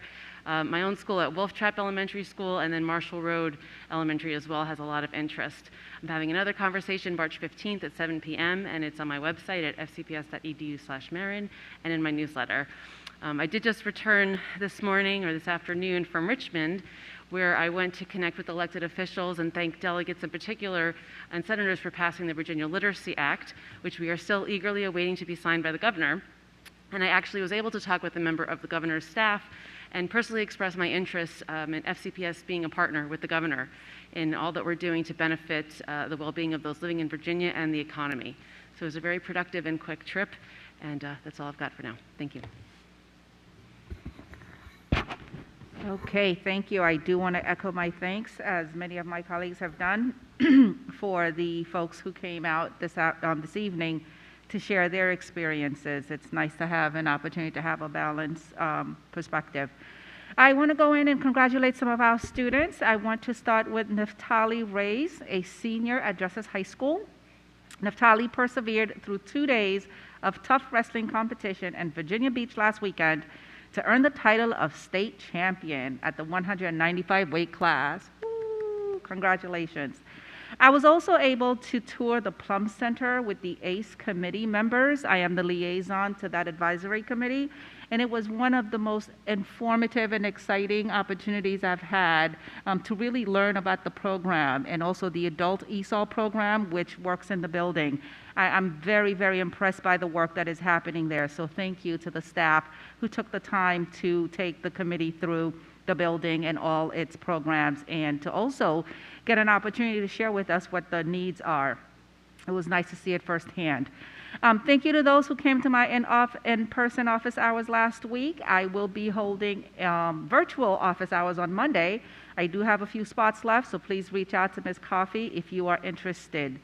I've received a lot of questions from Mason parents who are still waiting for the CIP follow-on from last year regarding grade 6 and middle schools. It will be coming, as I shared, in the month of March. So please be looking out for additional information to come soon. Edison High School Theater will be presenting the high school musical next week, March 3rd through the 5th. So if you have some time, please stop by. I'm looking forward to tomorrow going to visit the basal resources that are on display at Willow Oaks. I'd like to see it in paper. I love the opportunity to review the resources for our K-6 program. And so if you would like to see them, please be sure to make some plans, because Monday is going to be the last day that they'll be available. There are Saturday hours and also extended time on Monday as well. And that's it for me. All of you have a good night. Thank you. Since I spoke 6.5 minutes earlier, and I only know this because my husband timed me and texted me and told me how long I spoke, I will not share much more tonight. I was remiss and I forgot to specifically thank the Special Olympic Council members and multi-sport athletes who came out tonight in support. So I thank my colleague, Ms. Cohen, for mentioning that, and also for the Woodson High School Best Buddies program, and Assistant Principal Amanda Burke, Dr. Liz Noto from Herndon High School, and Best Buddies sponsor who came out, and Susan Edgerton, who's the president of POAC Nova, who came out tonight. I just really appreciate all that, and I just want to thank my colleagues for your indulgence today for my 6.5-minute speech, and for letting me share my son's personal story as a way to illustrate what I was trying to talk about. So thank you for listening, and I will stop there. You can have all my time. All right. Well, you know me, I'll be fast. I had some wonderful school visits this week to Flores Elementary with Miss Marin and to Brookfield, and kids really are learning and happy, and it was just normal. So I worry saying that, but it really was. So it was wonderful, and I have lots of visits scheduled for the next few weeks, so I'm excited for that.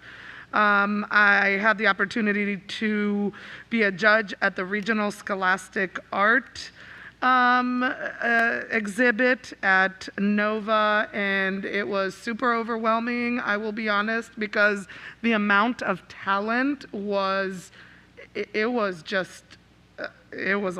It was a lot. I needed some help. So thank you to that wonderful art teacher who said just go at it, and you know, whichever jumps out at you first that inspires you. It really was difficult, but I had a wonderful time doing that. I do have a joint budget town hall with Supervisor Kathy Smith on March 3rd at 7 p.m. The details are in my newsletter. Please go ahead and send any questions our way. And I look forward to connecting with constituents. I also just want to say thank you to Volunteer Fairfax. They delivered 7,000 handcrafted Valentine's cards from the Fairfax County community to teachers and staff at 42 Title I schools, and this handoff did take place at Brookfield Elementary, so that was incredible. I will say good night to all of you, and this meeting is adjourned at 10:08 tonight.